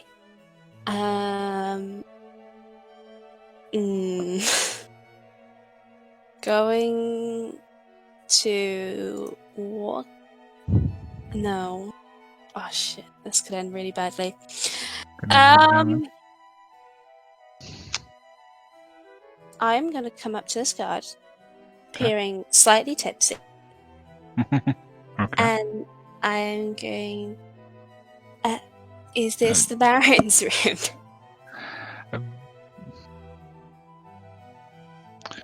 Make a He sent make me. a charisma check. Okay, here we go. As the guard kind of looks at you and is, why, yes, it is. Why are you looking for the Baron's room, pretty lady? He sent that for me. Very well then. He kind of like blushes a little bit in the face and just kind of like steps aside a little bit. Oh, no, that way. God bless it. Listen to you. Step. There you go. And the door is in front of you. He doesn't seem to question it at all. He kind of chuckles and laughs and says, "The Baron's found himself a very pretty escort for the evening." And just kind of chuckles and stands. I'm going to give him my most charming smile and walk in the door. As you walk in the door, And close it behind me straight away. okay, fair enough. As you walk in the door, you see standing in the corner of the room a man who seems to be preparing in front of a mirror. The mirror is on this wall, however, so he does not see you come in. But he has heard the door open and shut. Wonderful. I'm going to take my crossbow and I'm going to fire. Fire your crossbow as soon as you shut the door and make your attack roll. And I would say that's an 11. What is? Sorry, I have the Baron thing. Do I? I do. That hits and 4 piercing. That is just enough damage to kill the Baron with the first shot. He had 4 health and a 9 AC. So, good wonderful. shit. As you pull the crossbow and the bolt releases and slinks through the Baron's neck, and he just kind of slumps down on the ground. He barely made a murmur as he was like, "What are you?" and just falls onto the table in front of him, making a small clatter. As you're in the room, you hear What was that? From the hallway. Is there a key in the door? There is not a key in the door. Damn it, are there windows? There is a window here. Where? Sorry? Sorry, over here. Make a perception check for me, Okay. please. What is that, 11? Yeah. From the other side of the door, you can hear some metal shuffling, and then the metal shuffling stops. And as you see the window across from you, what do you do? I'm going out the window. As you get to the window, you look outside, and as you're trying to open the window and get it to be a thing... Sorry, 1 second. Oh no, that's not good. That's very bad. That's bad. You see the entirety of the outside of the castle grounds is blanketed with a thick purple fog that climbs up the outside of the castle and almost obscures the entirety of the window. As you open the window up, you smell the dank, musty smell of this fog and mist. Nope, I am closing that window. You close the window. As you close the window, the fog begins to just slam against the window. It doesn't make a noise or a sound, but it is there. As you do that, you look behind you to the door, and you see fog creeping under the frame of the door, starting to fill the room that you're in as well. What do you do?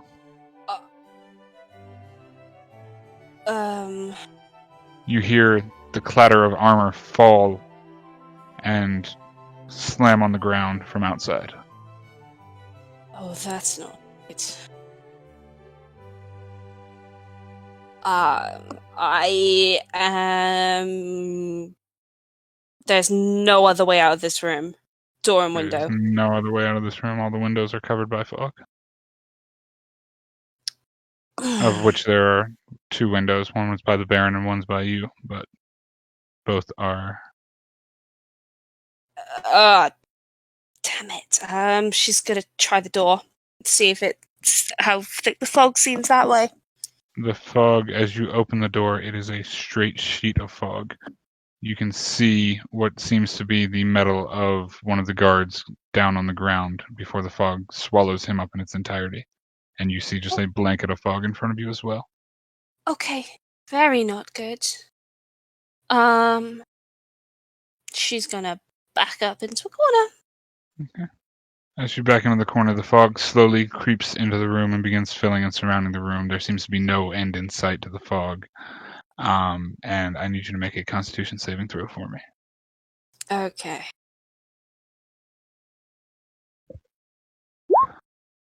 Yep. What is that? This is 12. It's a 12. As you... Sorry, I'm flipping between pages, so if I ask, I just need to call out. As you back into the corner and kind of panicked cat in a corner type thing, just like weighing your options, like there's fog coming in everywhere, and the fog begins to wrap around you and consume you, and the hard stones that were underfoot give way, and you also begin falling as you fall unconscious about 100 feet into a free fall. I'm not quite sure what's happened, but unconscious all the same. Badass. As we pull back from all the images in the basin, the water returns to a still, clear state. We are back in the room, the singular bit of light almost completely gone. We return to the image of the hovering figure above the now still bowl. A flash of lightning and a crackle of thunder exposes the figure for a brief moment.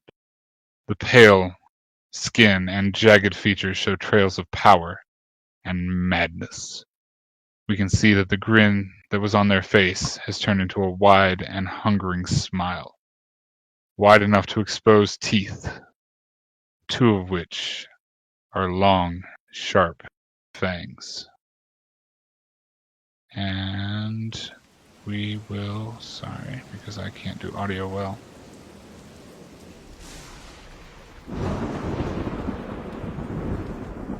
And then we pull back. And you all are falling And that's where we're going to take our first break. No.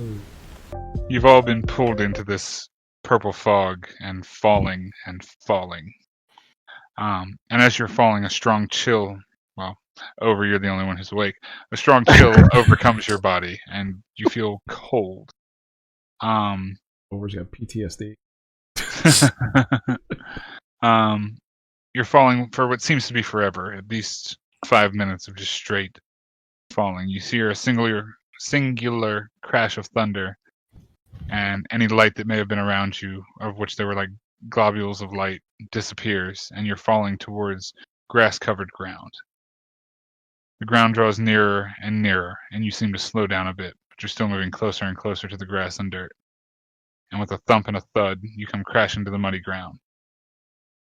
You land roughly, but you didn't seem to suffer any injury from the fall.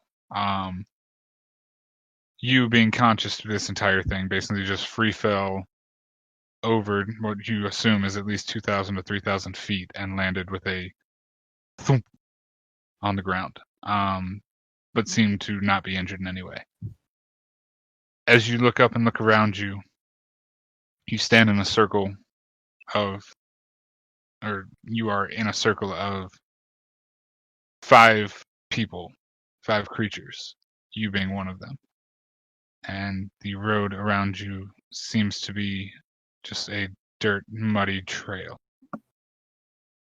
The rest of you come to consciousness and begin to awake from whatever unconscious feeling you had. You feel a bit bruised as you begin to pick yourselves up off the ground, and you kind of all notice each other and look around. And we'll say, purposes, you guys are in there. As you all kind of rise and rouse, you see each other for the first time. As you stand in what appears to be some unknown dirt road, foreign from the roads that some of you were traveling, completely foreign from you, Branwyn, of the castle floor that you had so rudely been dragged out of. The woods around you are still almost eerily so. Just as a quick pointer, I see nothing but white. Me too. Same. Yes. That's Okay. what y'all are supposed to say. Oh, okay. Just make sure the map didn't load or something. No. The map hasn't been put forth yet. This is just y'all are in a circle. The purple fog got all of you as well, I'm guessing.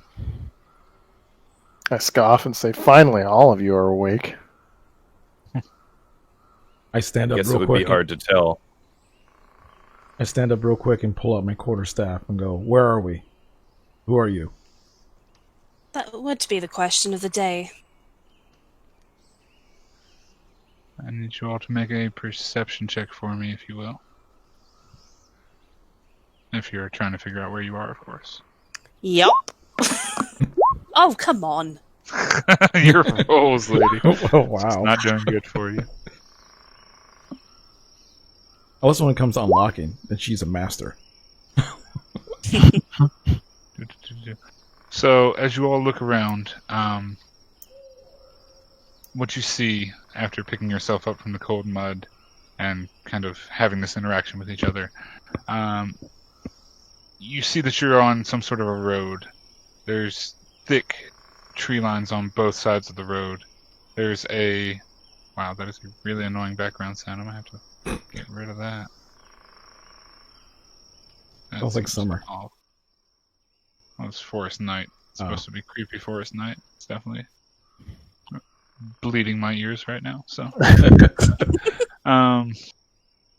so as you look around, you notice the path that you're on goes 2 directions, one to the east, one to the west. You notice that there are black pools of water that stand like dark mirrors in and around the muddy roadway. You see on both sides of you giant trees that loom and almost encroach over the road. The branches seem to be clawing at what seems to be a white mist above the canopies and the treetops. you notice that the sky above you is a very meek gray, and the woods get much thicker about 20 or 30 so feet in. For those of you who rolled above a 10, you see that there's a small wooden sign on the side of the road. It is cracked in half, and one side of it reads Baro, and the other side reads Via, and it is pointing to the east. Baro and Eva. The sign says Barovia, but it's Barovia. cracked down the middle, like Baro and then Via. I pull out my letter just to confirm that it's the same spelling. I'm going.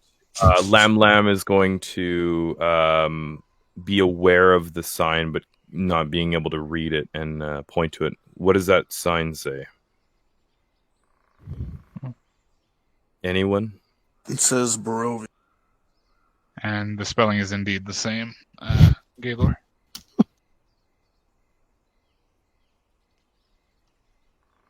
I step up a little bit past the sign and look up the road to see if I see anything. And as you look down the road, it curves and winds a little bit further through the forest. You don't see seemingly anything. You see a thick fog off about 40 feet out into the tree line on both sides, and the canopy of fog above you seems to almost be making a tunnel of sorts, but you don't see any movement from down the path. It's just a winding dirt path that goes kind of further down into the road and kind of into deeper fog. From the other direction, you see nothing but a blanket of fog on the far side. It is not the same purple fog you fell into, though. It's just a, like, on the moors type of fog. Can I whistle for my horse? You certainly can. Make a animal handling check. While he's doing that, can I check to see if I have heard of Barovia? Make a history check for me. Yeah, I am also going to do that, and I am also Absolutely. going to do an Arcana check on the fog. Okay. Make both of those for me.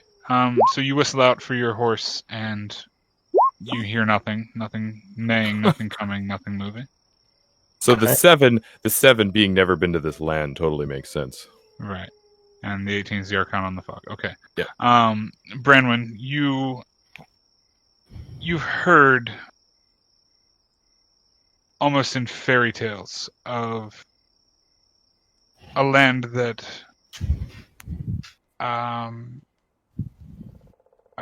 Romani-like people named Vistani claim to herald from and have come from. Its location, again, veiled and fairy-taled. You're not quite sure where on a map it would be, if that makes sense. Like, it's not something that's been publicized, but you know of a race of people that are called Vistani that go by having come from Barovia. Okay. And they, from what you know in your heritage and things, you know that they come in and trade and things like that, and do business and then bring gold to the towns, leave with supplies, but nobody ever stays for very long. Lam Lam, you don't know of any Jack fucking Barovia shit. you've never heard, but the mists that you sense and try and feel out do not appear to be magical in any sort of way. Just seems to be a heavy fog, from the best you can gather.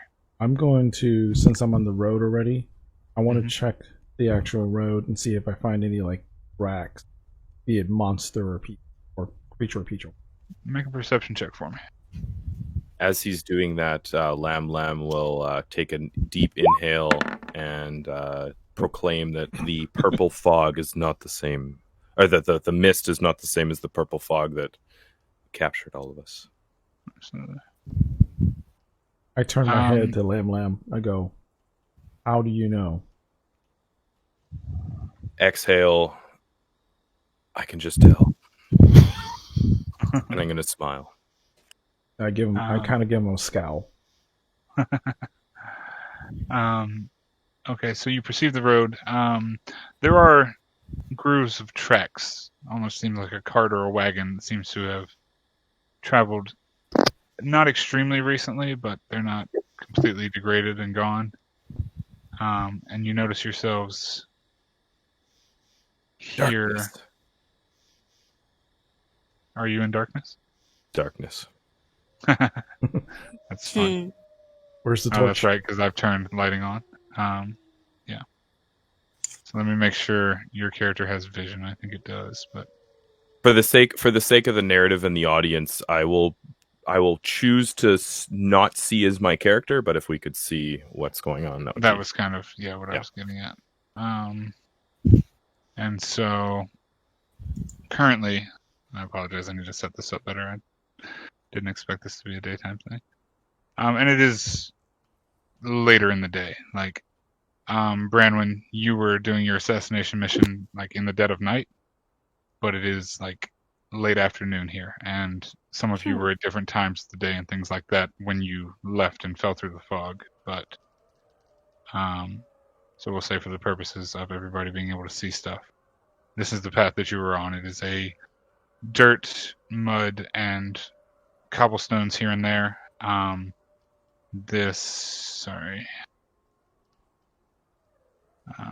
me see something real quick. What am I doing? This and this. Why are you not doing it? Why are you not doing it? Why don't you love me? Website? So, Technology loves no one. Nope, that's not Oops. it. Let's not do that. Sorry. Roll20, the best we have so far. Yeah. Hey man, that's pretty damn good for the most part. And you all see yourselves, correct? Yes. Yes. Okay, so the pink lines represent about the distance away from the road the fog is, and past that you can't really see anything. Any of you, even the ones with dark vision and stuff, it's very obscured. But you are on a path. I would say probably somewhere around here. That's probably right. I apologize. If we look to the rear, it's basically the same. It looks the same. The trees kind of encroach a little bit more on the path, and the white fog does seem thicker and heavier back there. Like you can only see about 30 or 40 feet behind you before it completely gets obscured by the fog.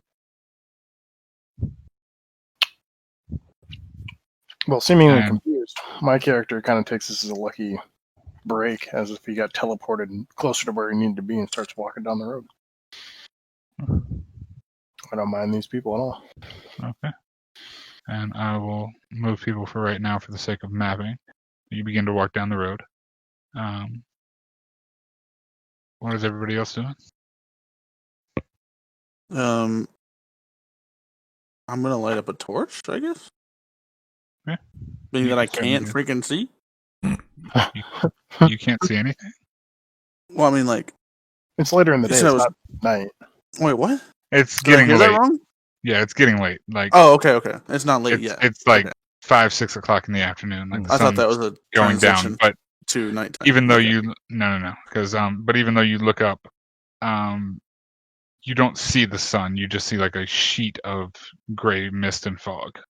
Gotcha. Okay. It is very obscure. Well, then I don't need here. a torch. Okay. I'm just gonna continue along with these guys. Okay. So you do that. What is everybody else doing? I'm gonna follow in the middle, as I cannot see like you all, but I can sense things. I mean, my character's just wondering why I'm being followed. Right. Gee, Do you all I'm want to talk almost amongst something I can yourselves? do. Or? I'm gonna hover in the back right now behind all of them, but I'm kind of looking behind me as we walk. I'm just watching you guys walk away from me. Like, I'm gonna call out to you. Do you guys know where we are? I turn to her. I'm like, well, the sign says bronze something or other, so we're going to go there. I mean, the other option is walk into that fog, so I don't know where we are, but at least I know where I'm going. And I keep on going.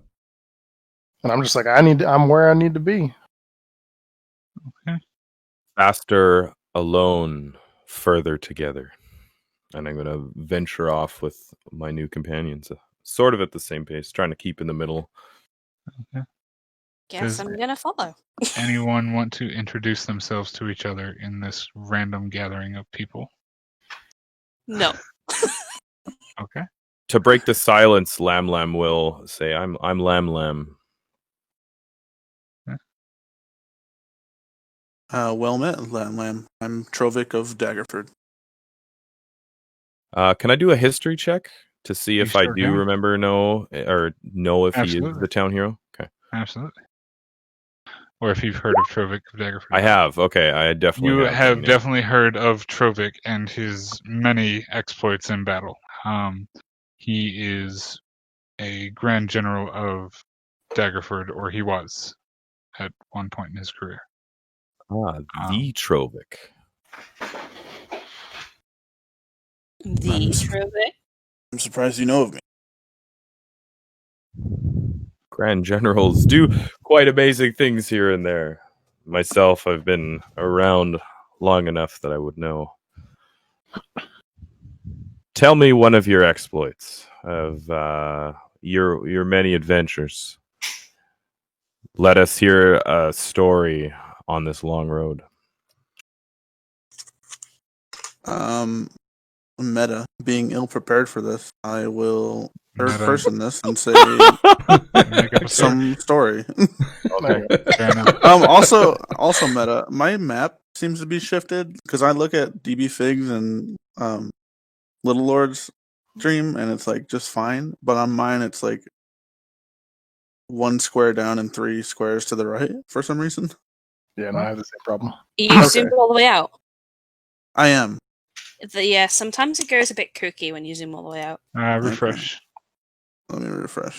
And I'll do the same so that way we're all on the same page.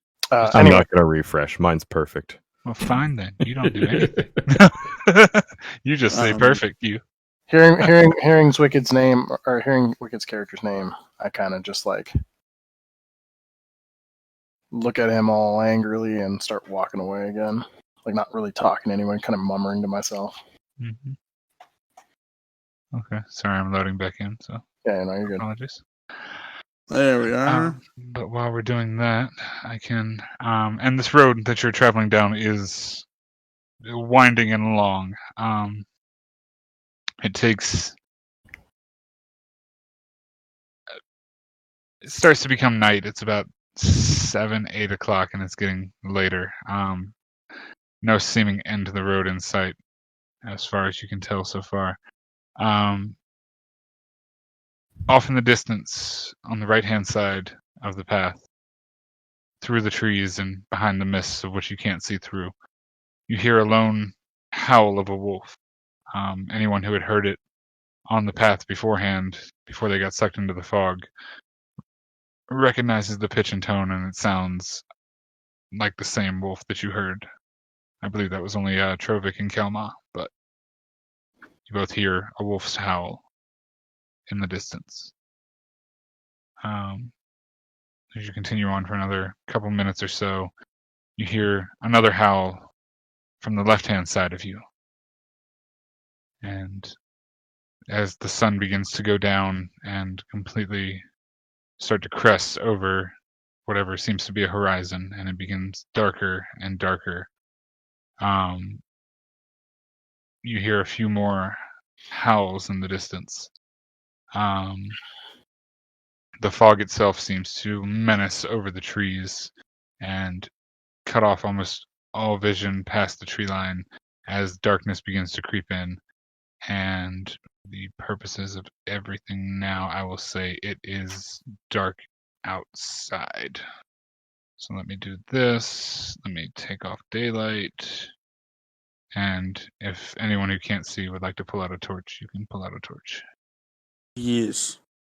Yes. So now I will use.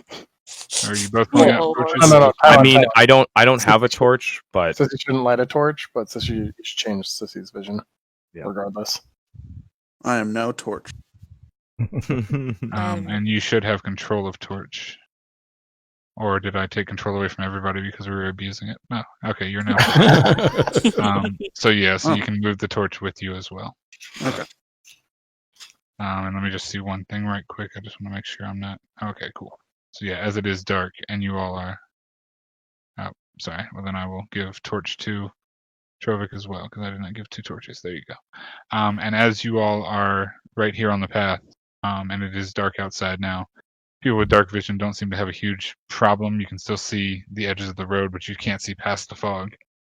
The howling gets closer and closer, and suddenly, out from the mists on the right-hand side, right here, thereabouts, you see a figure creeping through the mists and out of the mists and into the center of the road. Make a perception check for me, everybody. Actually, sorry, people in the front. So that would be Gaylor and Trovic. Lamlin, you can't see, so I'm not going to have you make that perception check. 18. Could I sense the movement or hear anything? Sure. Make that perception check. Is it magical in any sense? Wait, no, we wouldn't know that, would we? No, you wouldn't know that. So give me a second. As it steps into the path. Oh, there we go. You notice that this thing looks almost like a large white wolf or an Arctic wolf. But as you stare at it for a couple more seconds, you notice that it was just the mist and the fog that seemed to have wrapped around its body as it steps out into the pathway. Sorry, 1 second. Boop. Doop, doop, doop, doop. And it kind of stands in front of you all, this large, hulking figure of the wolf, D-Wolf. And this is a jet black wolf once all the mist and fog is kind of peeled off of its body, and it just kind of stands in the center of the pathway, staring at you all, and snarls.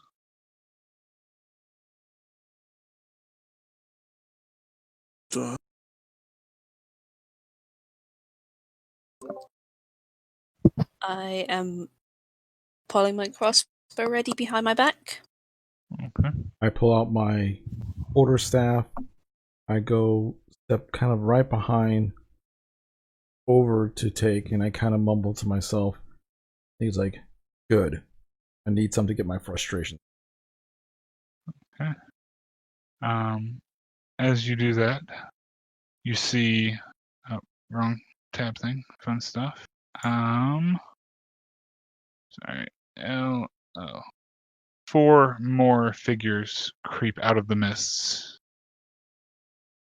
Sorry, this one is here, this one is here, and this one is here. And you see 4 smaller wolves, all also jet black. And you can see the eyes of all these wolves are a fierce, almost like a ruby red, like shining and shimmering in what is almost no light. The big wolf in the center howls a large, guttural howl that almost chills to the bone. Ladies and gentlemen of the Solid Stature Road, I think we're going to have some problems. I need everybody to roll initiative. The way you do this is you click on your token, and then you roll initiative on Roll20, and it will pop up in the tracker. Which button is initiative? It's on D&D Beyond. Oh, not Roll20, I'm sorry, on D&D Beyond. Wait. So you go over to D&D Beyond after you selected your token on Roll20 and just hit the initiative button. It's right next to your armor class. Okay. And I will do 21. for Blackjack, these guys. motherfucker. 18. 2 of us with 18. I And think you have higher dex than me. I'll let y'all decide I have Yes. 3. who wants to go first on the matched rolls. Oh, well, you have higher dex, so you go first. Yeah, I go. So 1, 2, 3, 4, 5. So that's... Sorry, I gotta do this. 5, 18. Oh, not 28. 18. That's better. 16 and Did I not do enough? I didn't do enough. Which one is that? That. And you, sir, you get an initiative too. What the hell just happened? What the hell? Sorry. I'm doing all this initiative stuff for the first time just so I can get it down. 6, 5, 18. Sorry. The most boring part is the DM doing initiative orders. I swear. Come on now. Dice, don't fail me now. Jesus. And a 3. Okay. And then we will set that to ascending. Nope. Descending. All right. So, up first, with 4 wolves that have come out of the wood, is Lam. Lam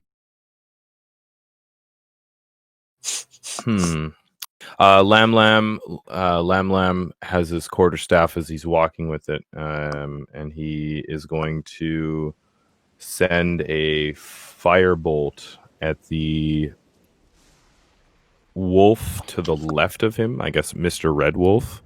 Okay. And he's going to point it out. And he's going to point out his staff in his hand. Are you using your extra sensory, or are you attacking that with disadvantage?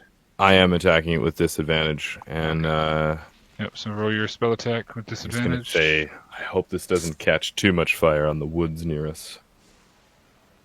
Certainly try. I don't know why this isn't working right now.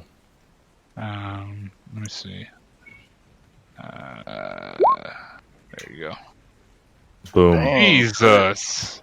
It's with disadvantage. Is it with disadvantage because I got a nat 20? Disadvantage, yeah, it's with disadvantage. I'm sorry. Roll it again. Oh, boom. Jesus, that's still enough to hit. And I'll take whatever the higher damage was for your rolls. So it would be 8 damage to that wolf, right? Yep. Sorry. So where's my minus button? -8. Okay.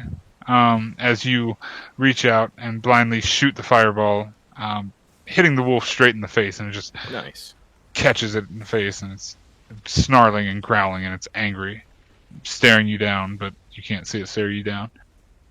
Is it the end of your turn? So I have bonus action, right? Can I cast my extra Your sensory? special ability? Yes. You can do that. Okay, so as Lam casts the fireball towards the wolf, he's going to grip his hand, and he's going to reach down on one of his sheath daggers and cut his left hand, and then he's going to wipe it across his eyes and then rip off the wrap around his face, and he's going to be able to see for the time being. Okay. So you have normal vision. Or, I'm sorry, what vision range did I say it was? So I think it's 60 feet. 60 feet. I think it's not very much. Well, it's enough to put it in here. So there you go. Cool. All right, you have that vision. And you do see up to the edge of the pink and stuff like that. All right, next is the wolf back here, who is going to jump up behind Trovic and attempt to attack. He's going to make a bite attack at you. Jesus, that is a natural 20. That is Yikes. 13 points of piercing damage to Trovic. As the wolf, and I need you to make a strength saving throw. As the wolf leaps onto your back and just like bites into your neck. Jesus. Wolf is not playing games right now. Oh no. Well, there's my nat 20. As you fail the saving throw, the wolf's weight just like topples you over and you're knocked prone on the ground as the wolf has you bit. It doesn't pin you, but you're knocked prone as it kind of jumps back off of you after taking a meaty bite of you. Kelma, you're up. I immediately dash. What? Sorry. What level did we settle on? 2. Okay, good. Okay. I did it. It's like, okay, good. Yeah. Sit down. No, I've made sure everybody's characters are fully right. Like, Yeah. Okay, double good. check. Good. Go ahead. Okay. I dash to where the wolf that took down Robok is, Okay. and I use my quarterstaff to just basically smash him in the head to get him away from Trobok. Make your attack roll. I'm gonna say flanking will count as like 180, if that makes sense. So like you're not flanking technically because you're side by side, if that makes sense. 25. Jesus. Okay. And you swing the quarterstaff down, crack the wolf in the head. It yelps and whines as it takes 6 points of bludgeoning damage.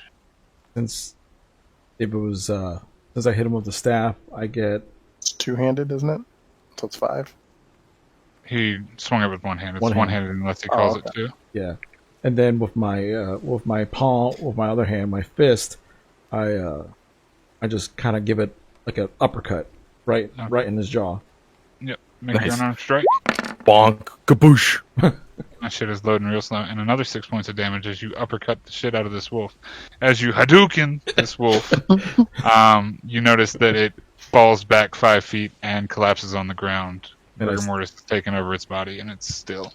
And I spit on the ground, just like Dandable You wolf. spit on the ground. That wolf is taken down by Kelma the Mighty. What else would you like to do, sir? You still have a little bit of movement left, or you can stay where you are. What I'll do is, since Trobok fell on the ground, I'll move kind of like right in front of him, just to kind of like play guard for the time being. Okay. Since he got really messed up right all of a sudden. All right. Bramwin, it's your turn.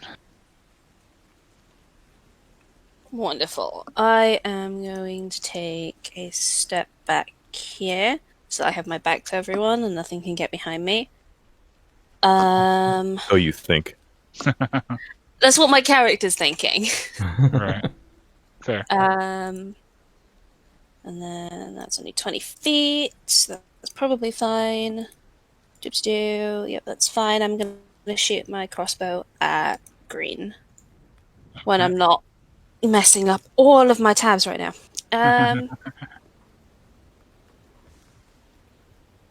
Oop. Ooh, nice. 8 points of piercing damage. All right. It definitely felt it as it takes the bolt like straight to the face. And you see, well, not even straight to the face, straight to the shoulder haunch. And you see the arrow, the bolt just like sticking deep. You hear a whimper almost of pain, but the wolf still growling, red eyes glared, facing at you. Anything else on your turn? I don't. Nope. All right. It's the end of your turn.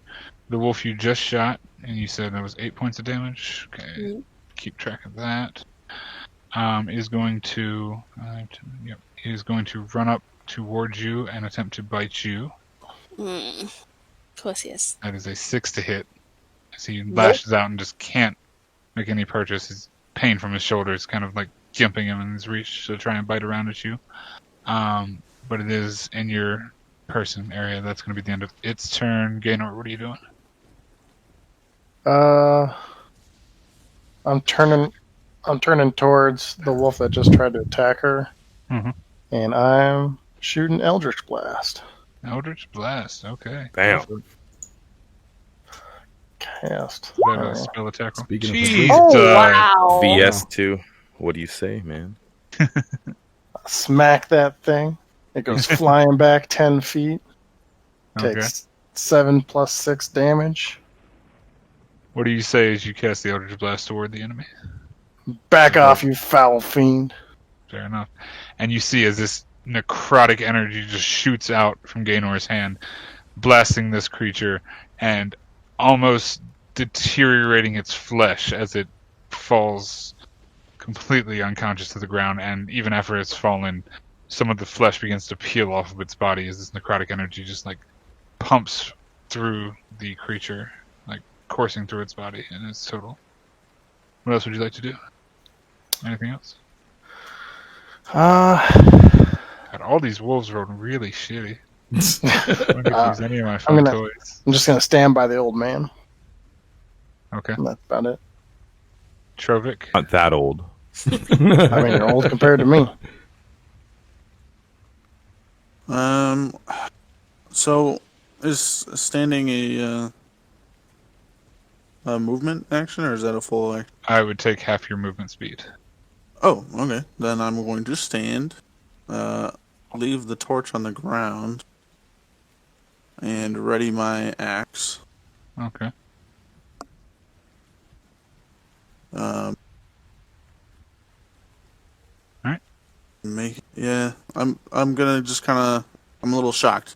I'll just Right. kind of stand my ground. Okay. As you stand your ground, these wolves are going to 1, 10, 20, 30. It's going to run up here and attack you. I'd say this one's going to attack Lamb Lamb. So let's see about the bite on Gaynor. There's a 20 to hit. God, You oh, hit. double 20s. What a bitch. And that is 9 points of piercing damage, Gaynor. Okay. As the other one is going to, actually he's going to move here. He's going to bite at Lamb Lamb. And you're not blind, so it doesn't get advantage. So it's going to make its bite action chew. There's a 19 to hit for 7 piercing damage, Lamb Lamb. That is a hit, and ouch. Ooh. As both these wolves just kind of run up and tear at you both.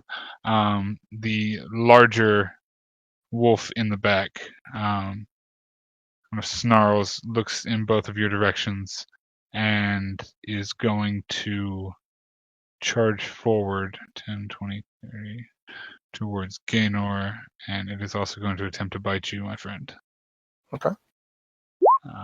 As a 22 to hit, And I'm dead. you're down. You're not dead, but you're Okay. down. Like, no, I'm dead. I mean, that's all my hit points, so. Yeah, Yeah. well, dead is different than unconscious. So you are unconscious as this wolf just runs up and takes a nasty gash at you. Oh, shit. I'm sorry. Never mind. I'm not going to do that because I didn't call for it, and we don't do retroactive shit, so that's fine. So you are down on the ground as this dire wolf just kind of stands over your body a little bit and growls at the rest of the group. We are back up to Lamb Lamb. What are you doing? Okay, so just to clarify, the Yeah. red wolf came and like bit my arm and big Yes. ouch, and then the blue one dropped my over to Take's character. The big one dropped big over one to dropped Take's my character. The character. blue Okay. one bit over. Okay, so I'm going to attempt to use my quarterstaff to bat the red wolf into the big wolf. Oh, Sort of okay. like use it as a sort of like baseball bat him into it. I'm going to use my Okay, make a quarterstaff plus strength 1 check melee and weapon. your attack roll, Strength check, okay. just to see how far you can kind of flick the wolf. I'll say. That's a I would save. say you move him. I don't know if he slams into the other wolf. But make your attack roll. Your attack roll. Oh well, yeah. Make a strength check, not a save. Sorry. I don't know if it's just taking a moment, but I did click it. Sometimes you have to click the number, not the modifier. It's weird. I don't know. That's odd. I don't see it. Try rolling it again. I'm sorry. I got an 11 to hit, and 11 to damage. 11 to hit and 11 to damage on this Yeah. wolf. As you swing through and hit it, popping it in the side, you do 11 damage. You knock an unconscious wolf's body into the big one, but it does not do damage to the big one. But this one That's fair. is like its completely dead body, kind of just like carcass gets flipped sideways and hits the thing. That's the end of your turn, or would you like to move? I'm gonna move. Right. I'm gonna move sort of over here. I'm gonna using my sort of extra sensory. I'm gonna crawl around. Oh, that's the torch. And I'm going to grip my arm as it's like just bleeding, and I'm gonna think about what I'm gonna do next. Okay. It's the end of your turn. That wolf is dead, so we'll get him out of order. Kelma, what are you doing? After seeing someone in my party drop, I get really pissed off, and I run over to where the dire wolf. Okay. It's well. Yep. I was trying to think of the best spot, but I guess yeah. where the dire I wolf say you is. can get there. This is just a corpse, so I'm just going to move it out of the way. Okay, Yeah. gotcha. So I want to smash the dire wolf with my quarterstaff. Okay.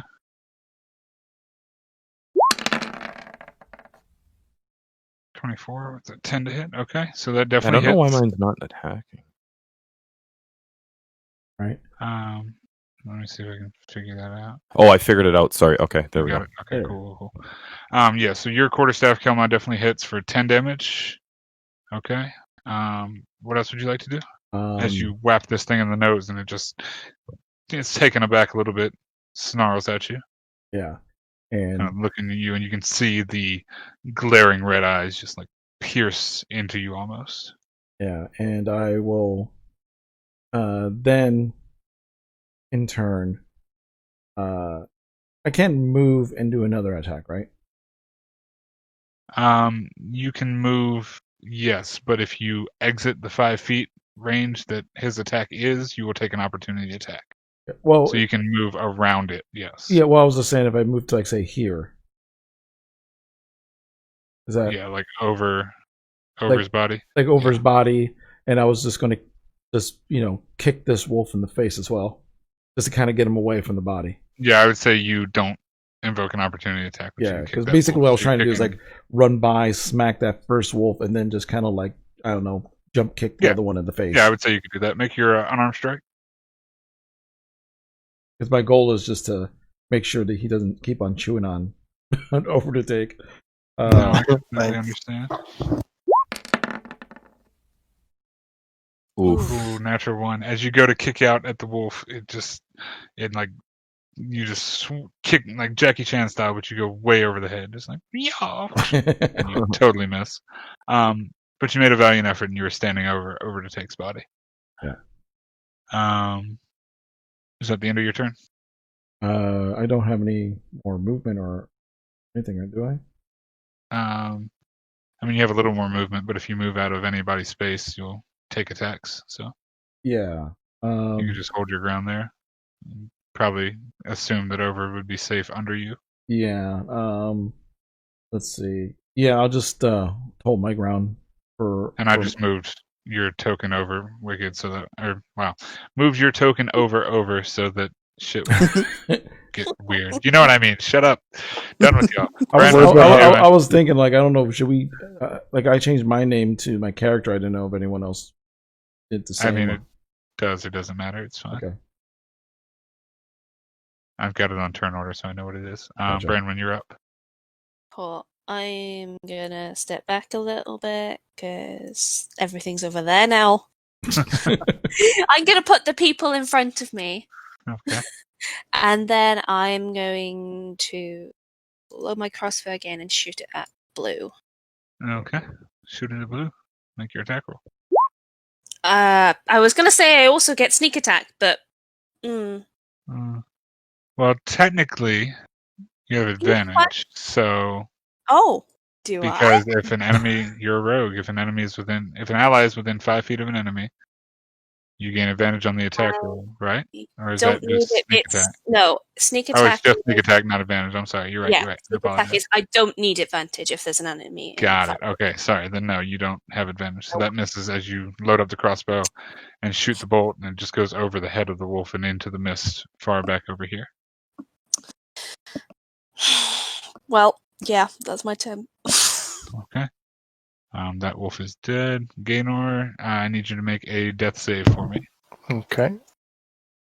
Jesus, could you imagine if Homeboy dies? It'd be great. And he's the only one. Not like great as in this is awesome, It but would great be as an in like interesting wow. first session. Like, Yeah. Oof. make the save. Ooh, So nice. you have one save, Of and 3. you were still unconscious on the ground. And he was the only Trovik, one invited here. Wait, what do I have to roll to get a save? Save higher is- than a 10. Above 10. Yeah. I rolled Higher a than a 15. 10. Yeah. Yeah, higher so than a you 10 have one of save. 3. You have one Yeah. of 3. I've got to make 3. So you make 3 Oh. saves and you become stable. You make 3 fails and you're dead.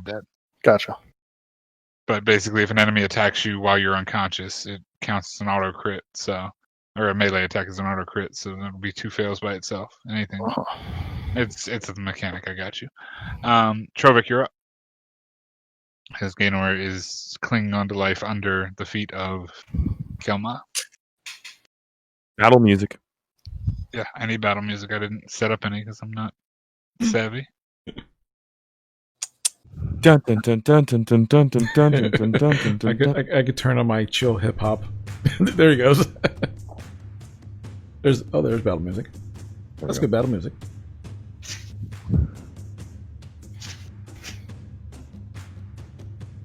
Sorry. Trovic, you're up.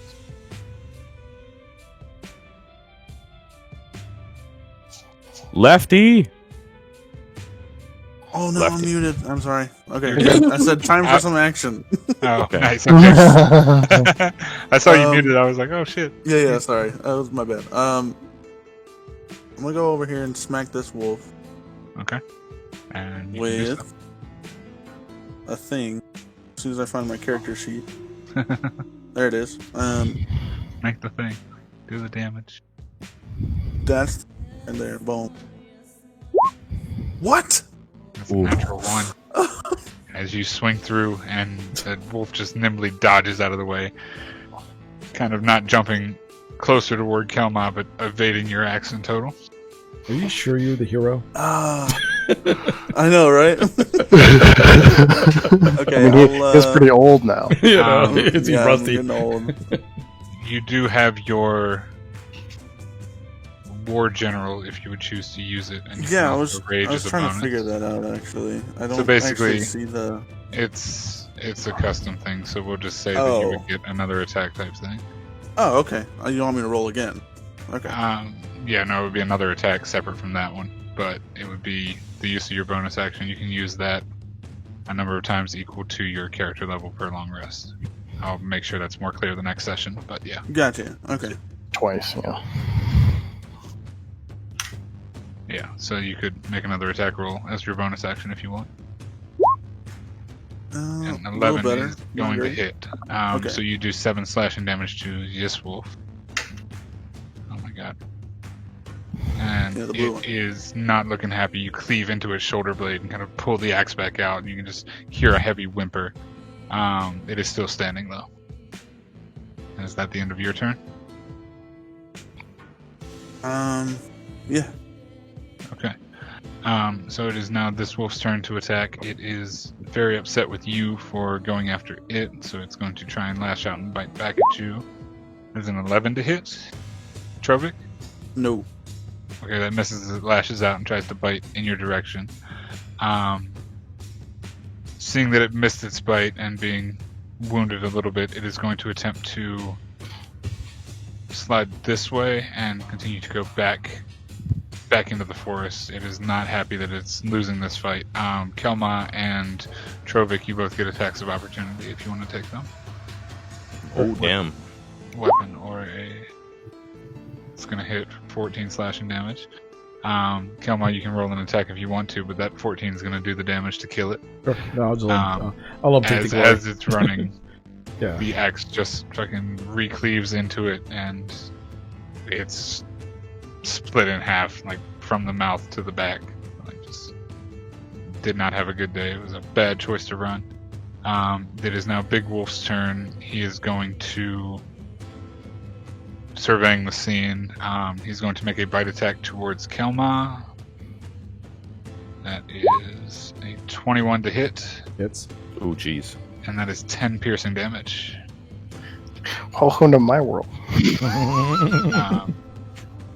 So yeah, it is then going to.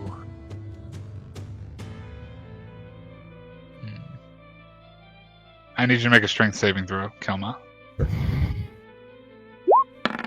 Oh, bad. Saving throw. Oh.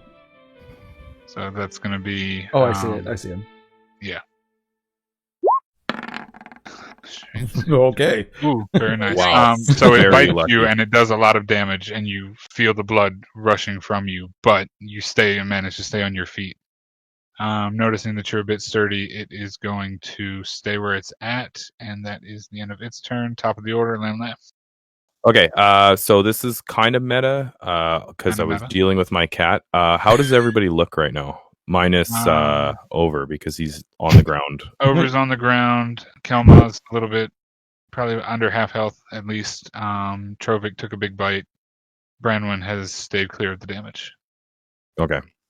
We only have one wolf left. Okay, I'm going to my left arm is almost paralyzed.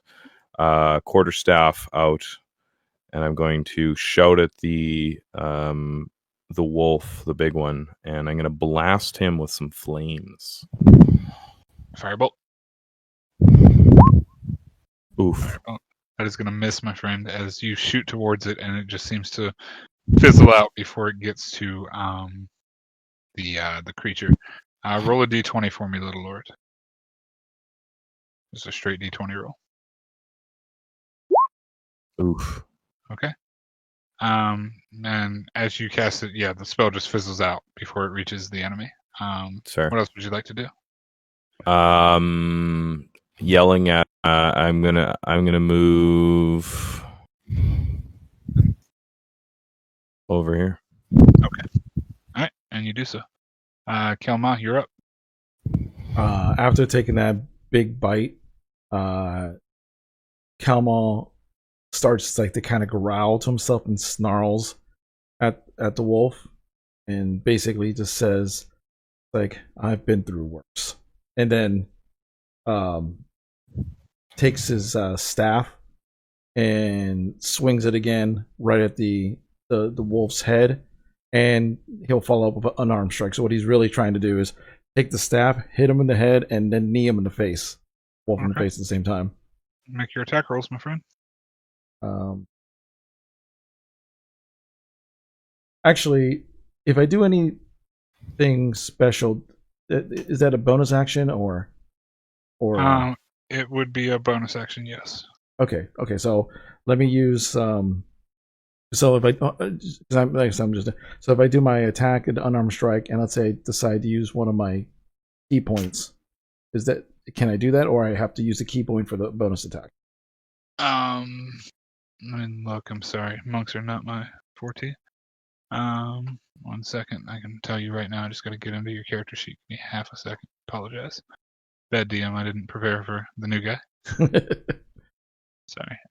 So features and traits. Nope. Actions. What the hell? Where's it at? So, your key points you can use. So you could use Flurry of Blows, which would be after you take your attack action. You can spend 1 key point to make 2 unarmed strikes as bonus action. Okay. You could use Patient Defense to use a key point to take Dodge as a bonus action on your turn, or Step of the Wind, where you could disengage or dash as a bonus action on your turn. Okay. It would cost 1 key point for all 3 of those. So since Helma's the type, he's kind of hot-blooded. He's going to swing his Here it is. I'm going to swing my quarterstaff.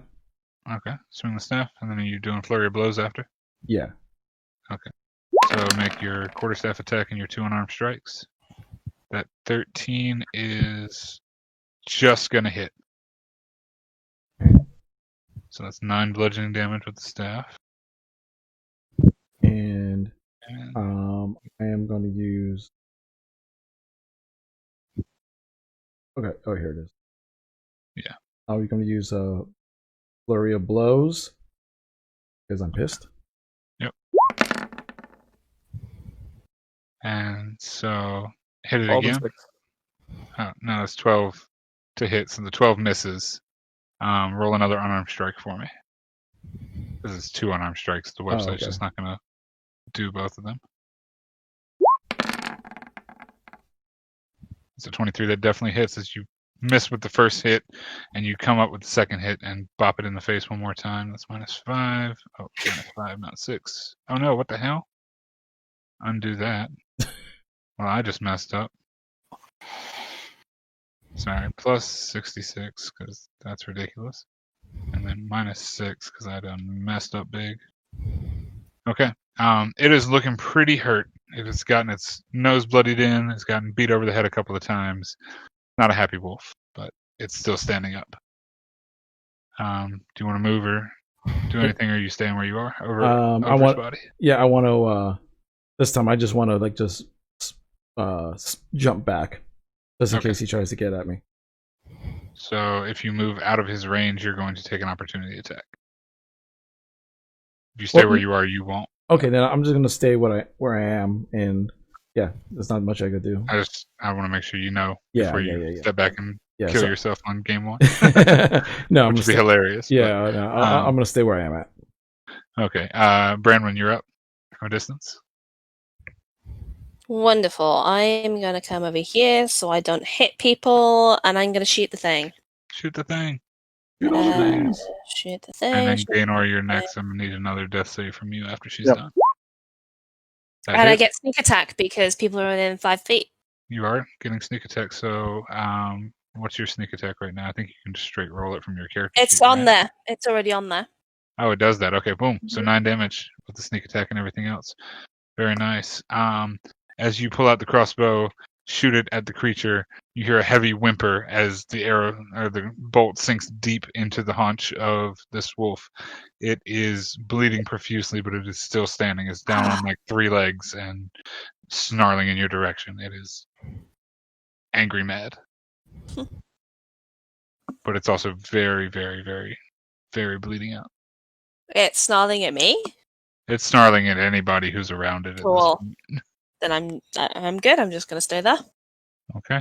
Gaynor, one death save for me. That's Yep. another save. You're at 2.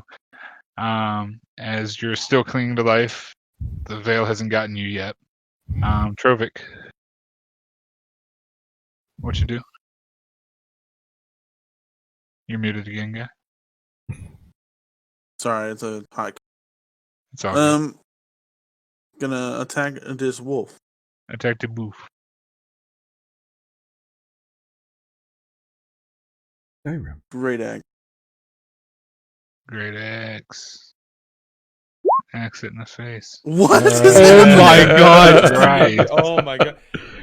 Natural Jesus ones back to Christ. back. Holy You crap! have a One plus is you're 6. The worst warrior in existence. Just No pissed off at kidding. this point. Just He put was me the in ground. general. I wasn't a warrior. I was the general, Right. and this like You're the and this young monk is doing all the damage.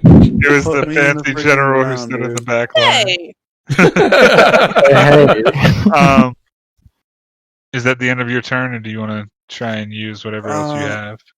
Because technically, again, you have one more use of the War Master, but that would be all of it for a might long as round. well, right? Might as well get I another mean, nat in for a one. penny, in for a pound. Okay. Oof. There you And go. that hits for 12 slashing damage. As after you swing and chop and just hit the ground in a blind rage, you just kind of rip the axe back up, and this wolf who was like lingering over, about to bite you, you just cut it like uppercut axe style and just like slice it from the center of its chest straight up through its mouth as it falls to the ground.